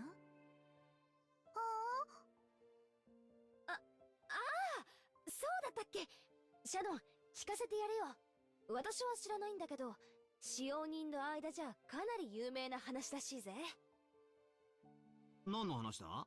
怪談？うん。僕たちが生まれる前からある話らしいね。母さんにも話を聞かされたことがあるよ。はい。この島にお屋敷が建てられてからずっと語り継がれている話です。当時の使用人たちは、お屋敷には昼と夜で違う主がいると囁き合っていたそうです。One of day and one of night. The tale that Shannon told was just like a typical campfire ghost story. If there was a forest with a witch living inside of it, then of course the witch would come pay the mansion a visit from time to time. At some point, this ghost story naturally sprouted up between the servants. ちゃんと閉めたはずの窓や扉や鍵がもう一度見回りに来たら開いていたとか、消したはずの明かりがついていたり、つけたはずの明かりが消えていたり、置いたはずのものがなくなっていたり、置いた覚えのないものが置かれていたり、そういうことがあるたびに、古い使用人たちは魔女が姿を消してお屋敷を訪れ、いたずらをしていったのだ。Playing pranks? ほら、いる。 Oops. ベアトリーチェはいる。ああ、いるよな。私も昔よく登校の時に限ってカバンが見つからなかったりしたもんだぜ。Maria puffed out her chest when an ooh, as though this was final proof of the witch's existence. If I opened my mouth, Maria would probably be hurt again, so I didn't. I mean, you hear this kind of story everywhere. Depending on a place, they might even blame it on a dwarf or an elf. Only difference is that they call it a witch on this island. Of course, walking around a vast elegant mansion at night would be a little unsettling. It's an island devoid of people. The mansion is so drafty, walking around on the night of a thunderstorm would certainly be eerie. 他にも鬼火や輝く蝶々が舞っているのを見たという使用人も。カノン君もそれらしいものを以前夜の見回りの時に見たことがあると言ってました。あと最近ではお屋敷の中で深夜に不思議な足音をよく聞くと使用人の間で話題です。私たちは肖像画の中のベアトリーチェ様が姿を消してお屋敷の中を散歩しているんだろうと囁き合ってるんですよ。ずいぶん前ですが、私もそうかもしれない足音を夜の見回りの時に聞いたことがあります。ひゅー、そりゃ怖えな。怯えることはないんですよ。ベアトリーチェ様は親方様とは異なるもう一人のお屋敷の主です。だから変に怯えたりしないで敬意を持っていれば決して悪いことはしないのだそうです。ただし敬意を持たないと恐ろしいんだったね。はい。私が勤めを始める直前にベアトリーチェ様のことを悪く言っていたそうです。だから使用人たちはベアトリーチェ様のお怒りに触れたのだろうと噂 Don't し合っ talk た bad そう about で her. す。 She'll break your back. バトラとジェシカ、きっとお怒りに触れる。わあ、悪かったぜ。お怒りに触れちゃたまるねえ。謝るよ、マリア。もちろん、魔女様にも謝るぜ。ベアトリーチェ様、ごめんなさい。よそ者のザレ言と思って勘弁してやってください。私も謝るぜ。ベアトリーチェ様、ごめんなさい。これで魔女様、私たちを許してくれるかな？わかんない。魔女は気まぐれだから、許してくれるときは許してくれるし、それは困ったね。マリアちゃん、バトラ君とジェシカちゃんがベアトリーチェ様のお怒りに触れないようにするいいおまじないとかないかな。何か魔除けとかさ。Relying on Maria was proud of knowing the most about witches. George was trying to revive her self-esteem. Once again, I gotta admire his ability to calm kids down. After taking a moment to cross her arms and seriously ponder whether there might be a charm that could save us, she started flipping through the pages in her notebook. Thought it was just a scribbled diary.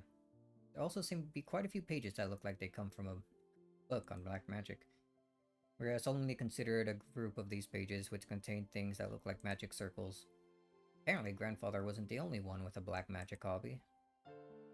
How'd she learn all this stuff? Maria finally found what she was looking for. She snapped the notebook shut and threw it into her handbag. She then began fishing through the bag's contents. There seemed to be various jumbled up things in there. After a while, she took out various pieces of junk, although they were probably important magical items to Maria. Repeatedly threw them back in, saying they were wrong. It was a little humorous.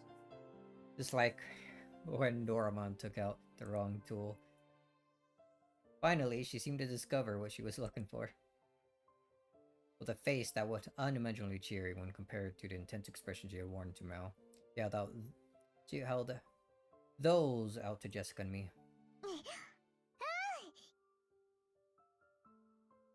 I grabbed it and saw it was a very cheap looking charm. It looked like a bracelet made from a plastic rosary, with a scorpion-themed medal attached. Haven't you ever seen those cheap Zodiac-themed accessories? The kind you might win in a crane game at an arcade? It really looks something like that. There were two of them. Probably one for me and one for Jessica. However, the very fact that there were two of them made them feel even more like cheap manufactured goods, making it pretty hard to think of them as magical items. これを私とバトラに？このお守りならベアタリーチェも大丈夫。サソリは魔除けの力があるから。Oh, it's the scorpions, そうな huh? のか？サソリにそんな力がねえ。バトラが信じない。I said too much and angered Maria again.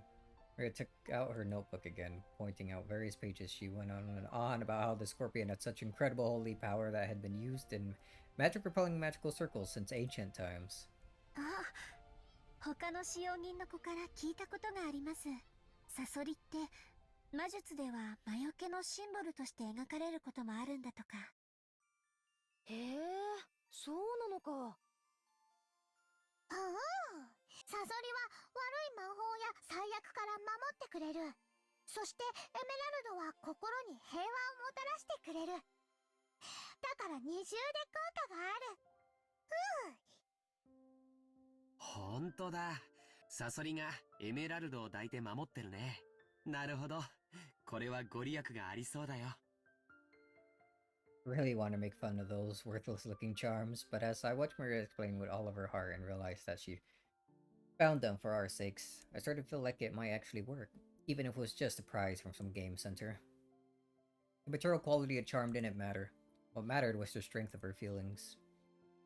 Even I don't think of myself as the sort of loser to laugh at something like that. そっか。ありがとな。ベアトリーチェ様には謝ったけどよ。万が一たたりがある時でも、マリアのこのお守りのおかげで安心だぜ。な、ジェシカ。ああ、そうだぜ。ありがとうな、マリア。心に平安が欲しいときは腕につける。お財布に入れるとお金が減らなくなる。ドアノブにかけておくと悪いものが入ってこられなくなる。便利なお守り。So many uses. そ So れはすご versatile. い効能ですね。マリア様が自信を持って進めるお守りなら、きっと頼もしいものと思います。Chen clapped her hands together and Maria stuck out her chest. She was totally in a good mood again. Probably best if we let her lead the conversation a bit longer, if it'll keep her in such a good mood. Come to think of it, she looked a bit bored when we were getting excited about a hidden gold, probably because she couldn't keep up. While eating the cookies Kumasawa-san had baked, Jessica and I asked Maria this and that about black magic. Maria happily chatted away in response to our questions. Each time, George Anakin and Chan-chan would act surprised or chime in. The clouds in the sky grew darker and darker, but we cousins really enjoyed communicating freely after a year of separation.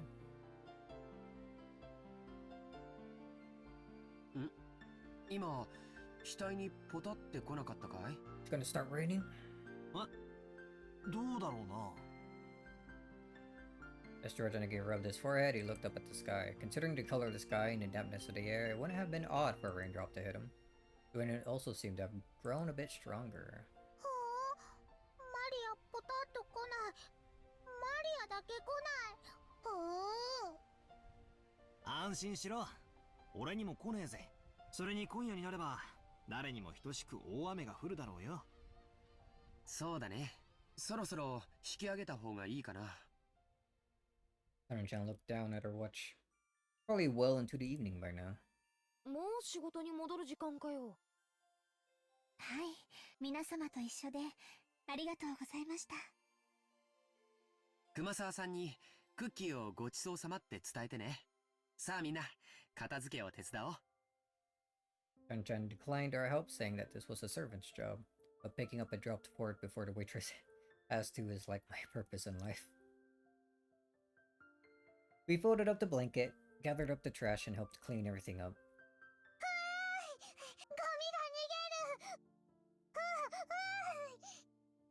そいつは逃がさないぜ。マリアより先にいただきだ。マリアが拾う。マリア、靴を濡らすなよ。怒られるぜ。Maria chasing after some trash sent flying by the powerful winds was just another game. By the time we finished, the wind was blowing pretty strongly. Probably a good time to head back. 皆様のおかげで助かりました。ありがとうございました。もう本当に時間がないみたいだね。先に戻っていいよ。Georgiana could see from her hurried appearance that very little of her free time was left. 源氏さん、時間には厳しい人だからな。定時に持ち場についてないと厳しそうだぜ。また後でね。お仕事頑張ってね。はい、それでは失礼させていただきます。Away she goes. After making respectful vows, Chan ran towards the rose garden. じゃあ、俺たちもゲストハウスへ戻ろうぜ。テレビでも見てくつろがせてもらうさ。テレビ見る。テレビ見る。テレビ見る。なら決まりだな。戻ってみんなで一緒にテレビでも見ようぜ。Maria who wasn't done having fun, agreed. Once television was mentioned, climbed up the gentle stairs and returned to the rose garden.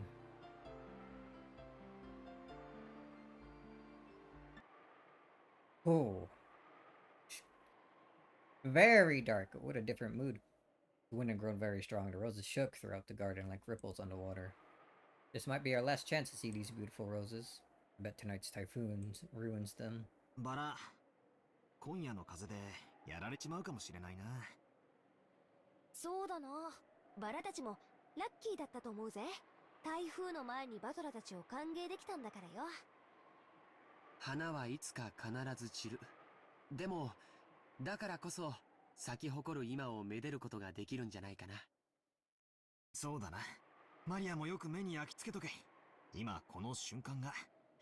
今年で一番のバラなんだぜ。麺に焼き付ける。 Right then, Maria suddenly clapped her hands. What, the one rose they marked earlier? It looked like she remembered something. マリアのバラ、台風で飛ばされちゃう。Clip it. Take it with you. ああ、ジョージの兄貴に目印のリボンをつけてもらった。あの元気のないバラか？ Maria apparently remembered what a rose was. She ran at full speed. The rest of us followed her.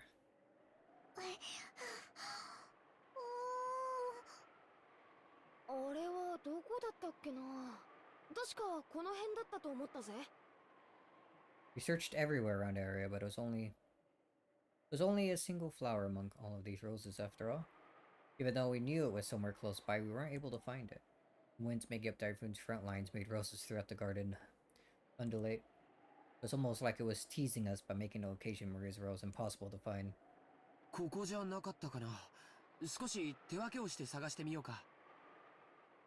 そうだな。人海戦術で行こうぜ。なんだよ、マリア。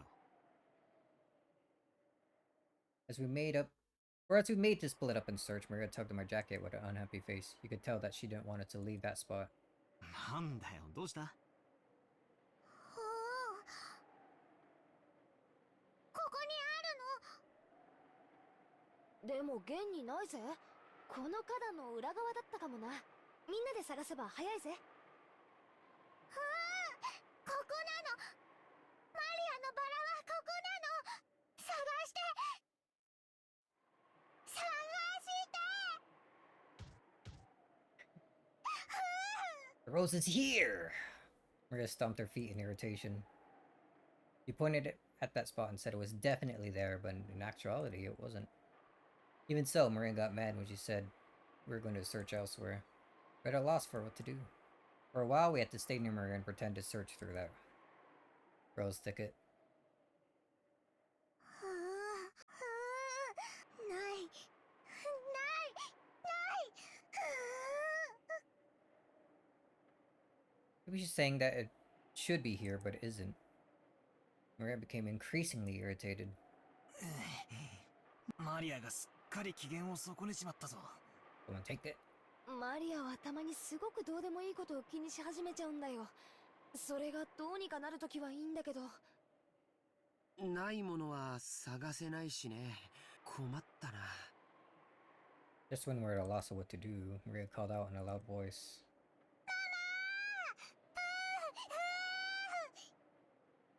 You could see Aunt Rose in the direction Maria was waving her hand. Maybe she wanted to look at the garden one more time before the typhoon came, or maybe she had some business at the guest house. Aunt Rosa was coming from the mansion. She quickly noticed her daughter's voice and came over. あらあら、どうしたのみんな。何か探し物なの？探して。ママもマリアのバラを探して。マリアのバラって？この辺に元気のないバラを一つ見つけて、それに目印。飴玉かなんかの包み紙でキュッと。しかしマリア、確か俺の記憶が正しけりゃすぐ手前の目立つところに生えてたはずだぜ。足が生えてどこかに行っちまったんじゃなきゃ他の場所だったと思うぜ。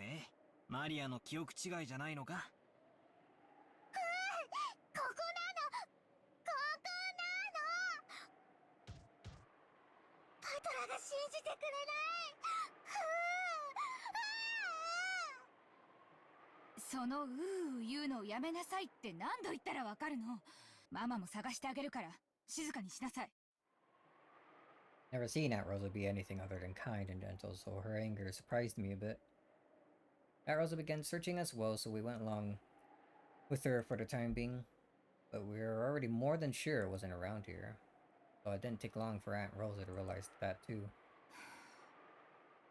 ここにはそのバラはないわよ。他の場所の間違いじゃない。これだけたくさんのバラがあるんだから。違うの。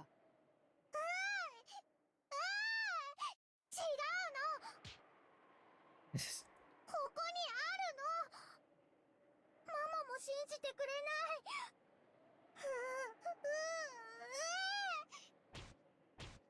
ちゃんと信じて探してるでしょ。でもないじゃない。でもここなの。ここにあるのにないの。じゃあ誰かが抜いちゃったんでしょ。とにかくその言うのやめなさい。マ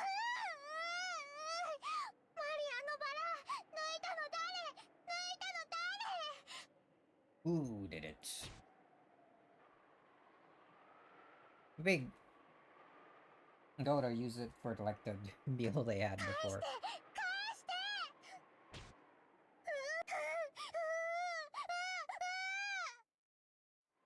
そんなの知らないわよ。やめなさい。その言うのやめなさい。 Oh. Rosa slapped Maria's left cheek with her palm. In that instant, Maria was shocked into silence. Of course, it was only for an instant. When Maria realized that her wish was being rejected, she started yelling even louder.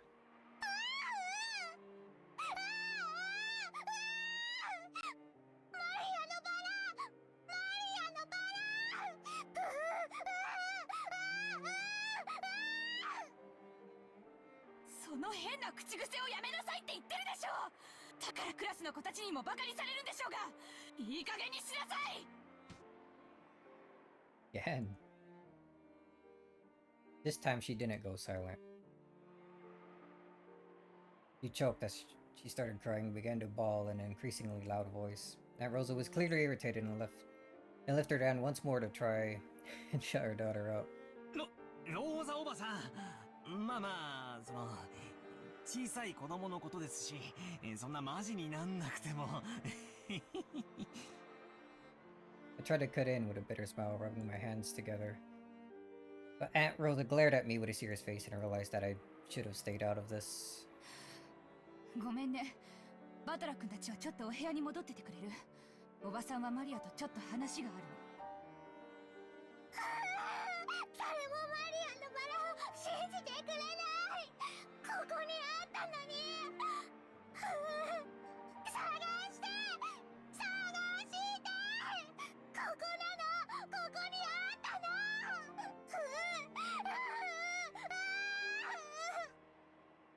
でもないじゃない。なら他の場所の勘違いでしょ。ここなの。絶対にここなの。じゃあなくなっちゃったのよ。諦めなさい。どうしてマリアのバラがなくなっちゃうの。どうして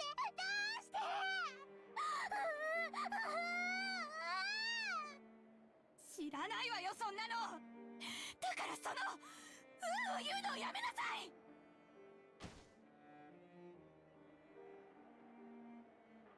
Aunt Rosa once again raised her hand, overcome by emotion, and slapped Maria's cheek. It was strong enough to knock Maria over. ローザおばさん、いくら娘でも暴力はいけねっすよ。I stepped between them to correct Maria, who was still on the ground crying. I knew that, as an outsider, problems between parent and child were none of my business, but I wasn't brought up to silently observe something like this. バトラ君は変に思わないの？あなたの学校になってる女の子なんている？いや、まあさすがに高校には。でも小学生ならそういう言うのも可愛いじゃないっすか。可愛い？言うのが可愛い？可愛いって？ My careless words seemed to have earned me Aunt Rosa's wrath. She grabbed my collar with a terrifying expression. バカ言ってんじゃないわよ。マリアがいくつか知ってる？9歳よ。小学4年生なのよ。幼稚園児じゃないのよ。それなのにまだクラスで言ってるのよ。わかる？この子クラスでなんて言っていじめられてるか知ってるの？この変な口癖のせいで未だに友達の一人もいないのよ。無責任にマリアのこと可愛いとか言って現実から目をそらさないで。この子の将来のことをもっともっと真剣に考えて。Jesus.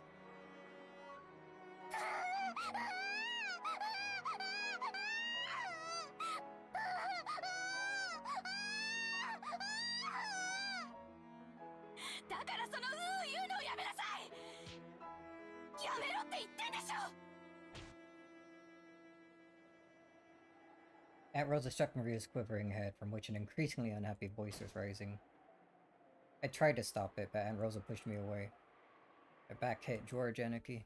昔はローザおばさんもマリアちゃんの幼児言葉の一つだくらいにしか思わなかったんだけど、小学校の中学年になっても治らないのを最近はだいぶ気にしてて。別にどういう言葉遣いをしようと関係ねえだろ。そのまま社会人にはなれないよ。だから見ていて気持ちのいい光景ではないけれど、これはおばさんたち親子の問題なんだよ。まあ、私もこの言葉遣いのせいでよくお袋に怒られるけどよ。When they put it that way, maybe even a scene as painful as this isn't something an outsider like me should be put in on. バトラ君だって小さい頃悪い癖が治らなくて怒られたことがあったんじゃないかい？まあ、一つや二つは。授業参観の日に人前でずっと怒られてた時は恥ずかしくてたまらなかったぜ。じゃあ今のマリアちゃんたちの気持ちはわかるよね。僕たちにここにいてほしいとは思わないんじゃないかな。ジェシカちゃんにもわかるよね。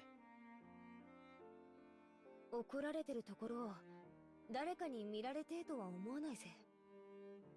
行こう。ゲストハウスへ戻ろう。そしてマリアちゃんが戻ってきたら何事もなかったかのように迎えてあげようよ。それが一番じゃないかい。I thought George Anarchy's point was probably a reasonable one, and we may have been eager to use that as a reasonable sounding argument as justification to retreat from this heart-rending scene. Jessica and I nodded at Jordan as Gay and we all left. We called towards Maria, telling her that we were going to head to the guest house, but she didn't seem to hear, and we felt sort of guilty and shameless after saying it. それなら好きなだけ一人で探しなさい。ママは知りません。探す。マリアが一人で探す。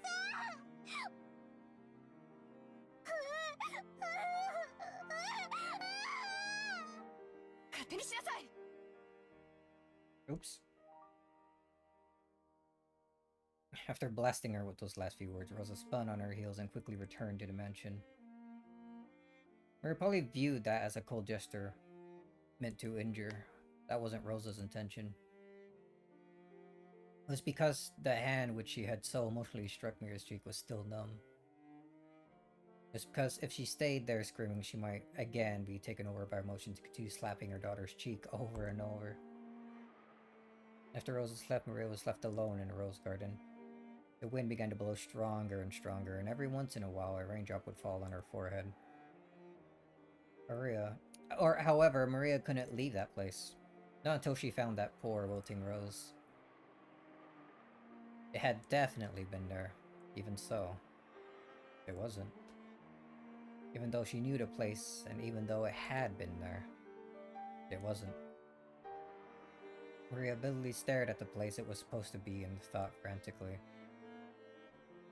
Maybe the angle I'm looking from is wrong. Maybe the height I'm looking from is wrong.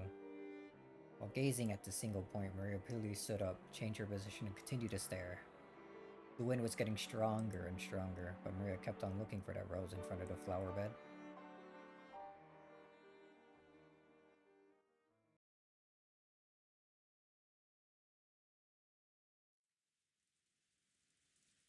Oh, it's really coming down now. Until noticed the sound of the raindrops beating on the window. It seemed to be pouring down thickly.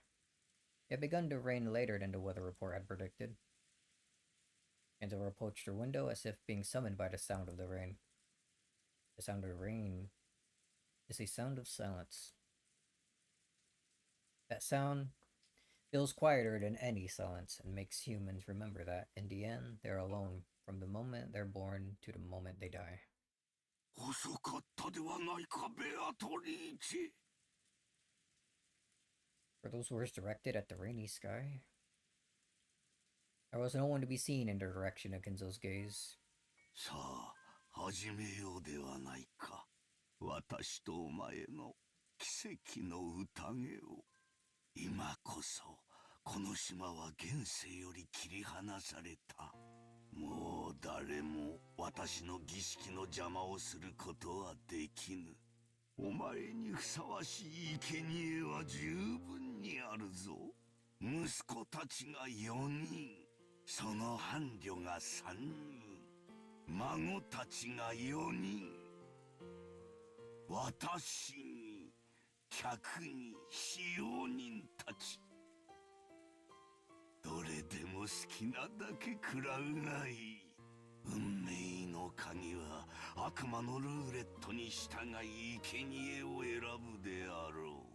そのルーレットが私を選ぶならば、私すらもお前の生贄となろう。だからこそなのだ。それだけの狂気をかけるからこそ、私は必ずや偉大な奇跡を起こすだろう。さあ、好きなだけ食らうがいい。私はそのルーレットに打ち勝つだろう。さあ、全てを落とすぞ。まずは後ろ宮家の家督を返そう。受け取るがいい。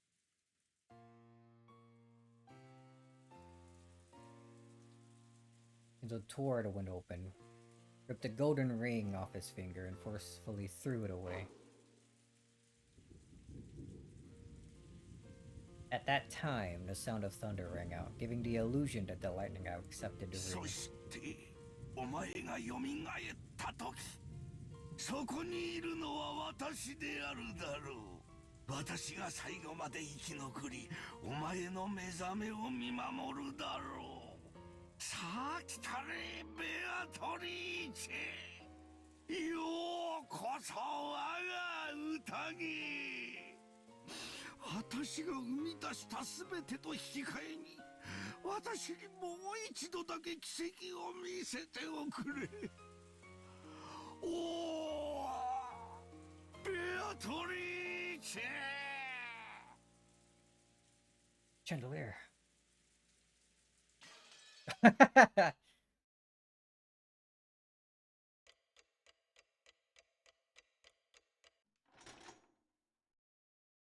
Barely 6?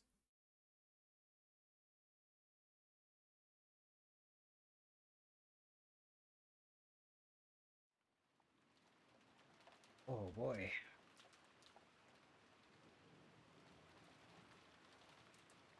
Oh boy. Oh, desire. I wonder if we should stop here for today. I wanted to go longer, but apparently my body doesn't. I'm starting to feel a migraine, even though I made made breakfast and everything. The one thing I didn't have was coffee, though. I have coffee, but I didn't want to drink it black again like yesterday. Too much info, he's overloading. Maybe I am, the whole thing with the riddle and whatnot. Oh, it's the doctor that goes here. Okay. I got across. We filled in the last two. He didn't like the child. Is there anyone that likes that?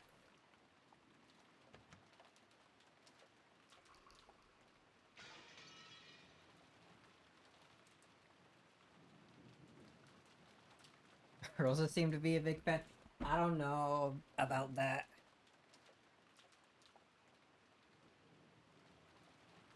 Oh man, things are starting to pick up quite a bit now, yeah. I do like that. Maybe we'll stop a bit earlier. Like here. Now that we got the little glass break scene that splits things up a little bit. Man, I love the sound of rain. Rain is a very nice sound.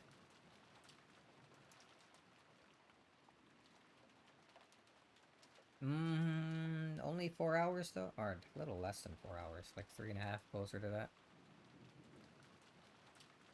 Let the rain come in, so it's a good cliffhanger. Yeah, it seems like good enough place to end. I think. And for now, a little shorter than I wanted it to be.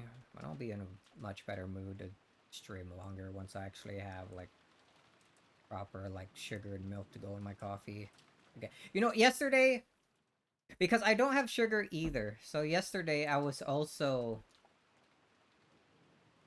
like I tried using a honey in my coffee, and that it does make it a little sweeter, I guess, but the taste isn't right anymore, as one would expect.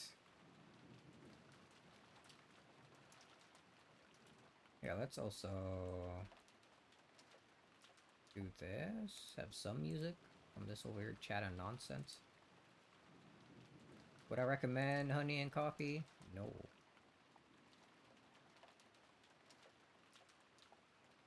Why isn't this sounding?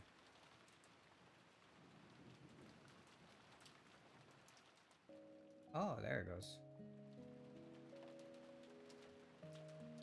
Almost done with the prologue?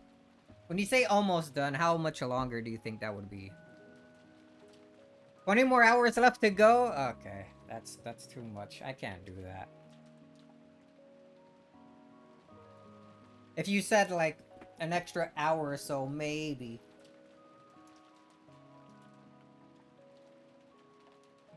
Oh man.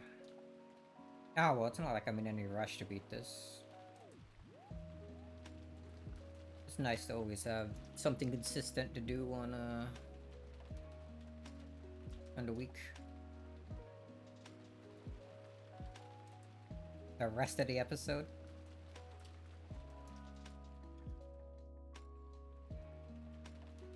Ugh. Yeah, I think I'm gonna relax for a bit before looking at a screen again. I can feel a migraine going on, and I do not have any more medicine for that.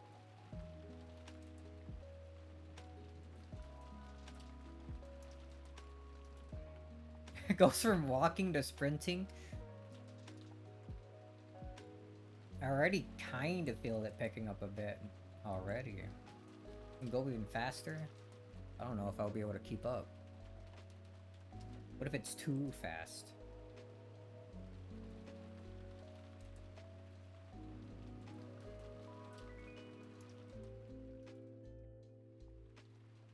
Whoa, look at all these.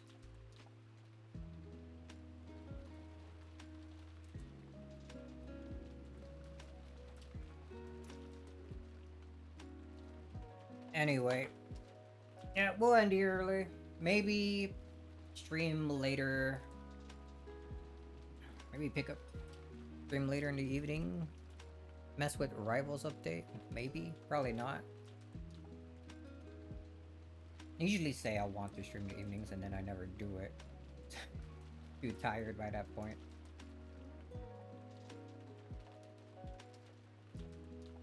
You know, I've also been really interested in how Joe has been doing things. Maybe I'll finally watch that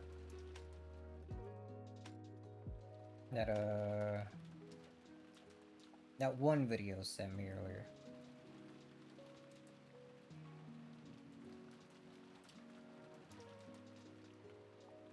I want to see what he thinks about the whole Riddle thing. Why doesn't that work? I like have to go into the settings. Like I'm logged in. So let me do the fish.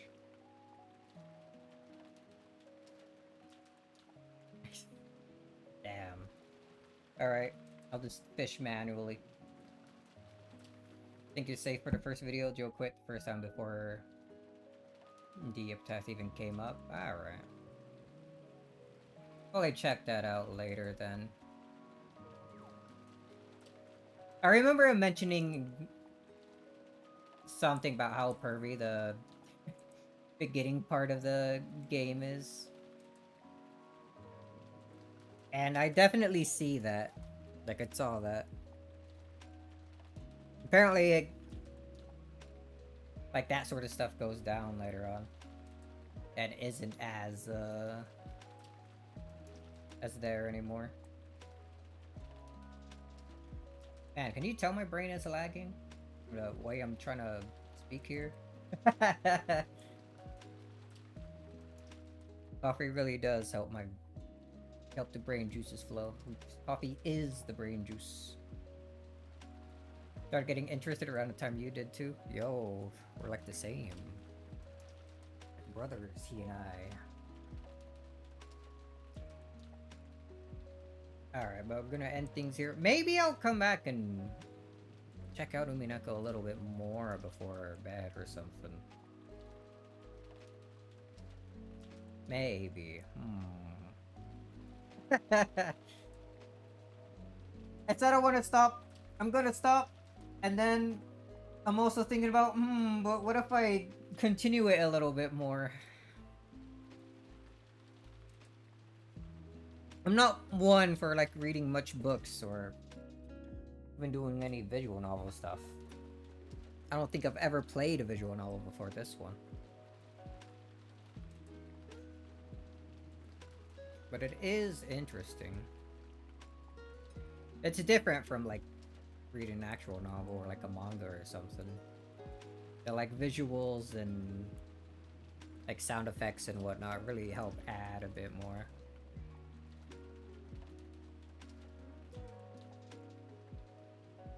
And you get, I guess, unlike an anime or something, you can still move at your own pace. I don't know, it's interesting. Maybe I might check out more visual novels after this. Haha. Probably more on my own though. I don't know if it. I still don't know if it's quite like streaming material or not. Anyway, I'm yapping too much. I've been yapping for like 5 minutes. Play all the Zero Escape series. Zero Escape is a visual novel? Wait, no, I'm thinking of something else. I'm thinking of what's that DS game? 9. I know it's like 3 9s. I know one of them is Doors. I forget what the others are supposed to be. Days? Nights? I don't know. I was thinking of that.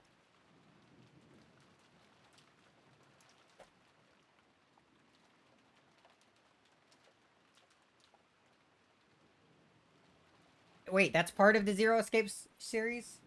Visual novel with puzzles and choices? Oh. Alright, that made it a bit more interesting to me. Wow, chatted so long, freaking fishing vibe stopped. Still, like, played and finished. That was a 7-minute fucking loop there. Pretty fun. What's another thing I've been thinking of recently?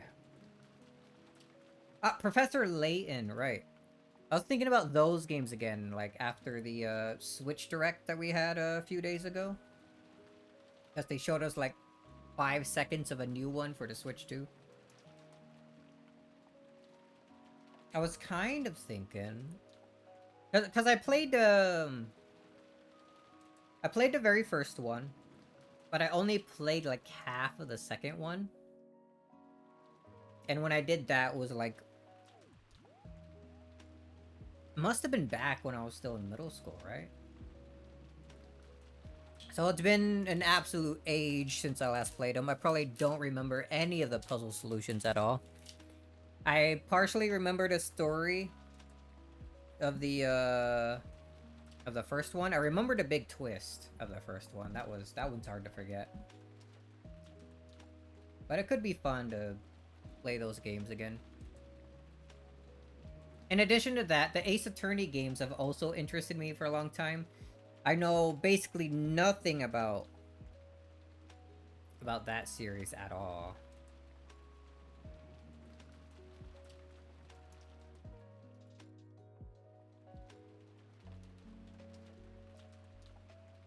The thing that I think the thing that keeps me away from trying the Ace Attorney series though is like I'm always afraid of making wrong choices in like games that give you like dialogue choices and decisions and whatnot. Like I end up feeling really bad I make a choice that I think is wrong.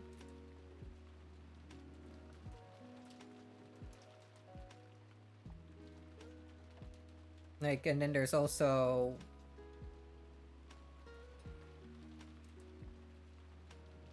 I don't know, something, and those kinds of things, it's hard for me to, like, make decisions. And stuff. Like, I don't want to be wrong. I feel dumb if I am. And I'm like, oh, man. That concern doesn't really apply much to Ace Attorney. Really? Maybe I'm thinking too much again. Too much, like, about it. Overthinking it. But does with Zero Escape? Ah, oh, fuck. Maybe we ease in with Ace Attorney and then, go with Zero Escape right after. That could be a fun time. It has routes and choices. No, not the consequences, dude. I don't wanna sow. I don't wanna reap and sow. I don't wanna be responsible for my own undoing.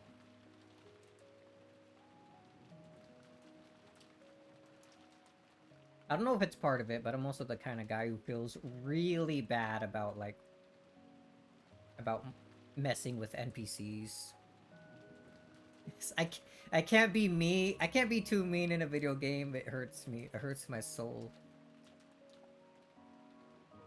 My pure, innocent soul. I think you played first Ace Attorney but forgot most of it. I don't know, could be fun. Aren't the games, like, haven't they had remasters or something? I don't know if on PC, but maybe I've seen something like that on the Switch. If it's an only Switch thing, then I should probably for sure start thinking about getting a Switch too. Well, I'm not playing the DS version. If a, like, HD remaster version exists that I can comfortably play, like, on my monitor here, like, restream easily. I do have a... It's packed away somewhere. But I do have, like, a capture card. Oh, on Steam. Alright, that's even easier then. Never mind.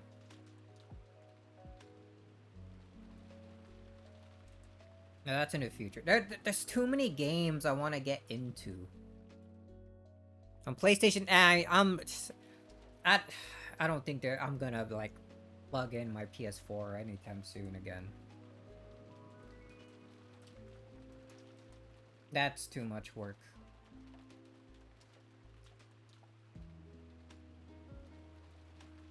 GBA or not booting up the Game Boy Advance, dude.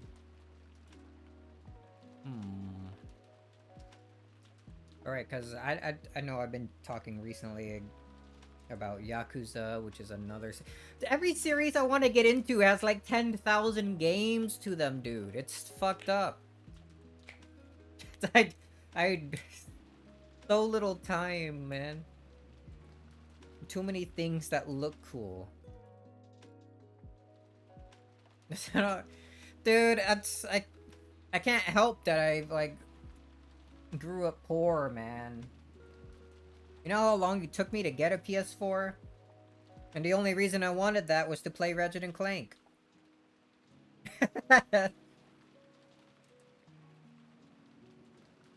I didn't get a PlayStation 3 until, like, 3 years into its life.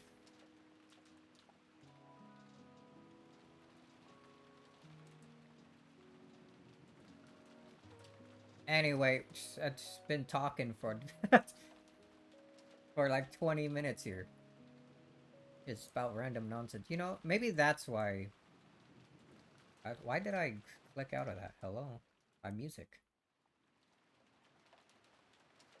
Maybe that's why I see so many VTubers do, like, Zatudans or, like, talking streams or whatnot.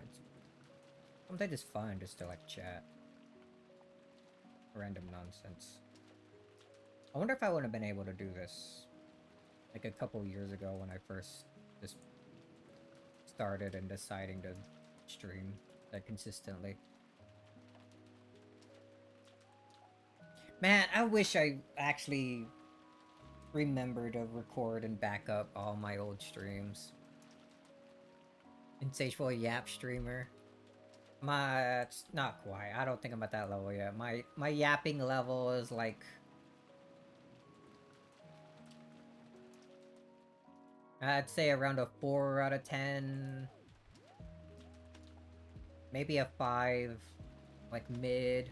I don't think I could talk for like 8 hours straight. I don't even think I could talk for like an hour straight. I would run out of stupid things to talk about real fast. Become a just chatting streamer.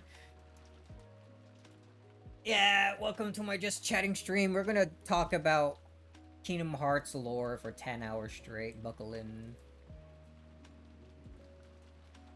And then the next day would be like Ratchet and Clank lore. And then after that, oops, I ran out of things to talk about. Turns out I'm boring as fuck.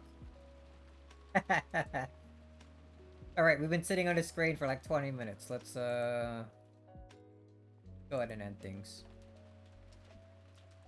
End things for real this time. I'm gonna go get some lunch. Maybe take a nap. I guess I'll see how my head feels later. So, in any case, in other words, and we're gonna watch me. Thanks for watching, and I'll see you all next time. See ya. Probably no streams on the weekend. If I do, it would be something small like H2 Rando or something. Maybe a bit of Repo. Maybe some Monster Hunter. Maybe some Rivals. I like a little bit. For sure, we'd be back on Monday. What am I going to stream on Monday? I don't think I've decided yet. High chance of it being Jak and Daxter 2, though. Jak 2. Therefore, more than anything else, I want to end the stream right now. See ya.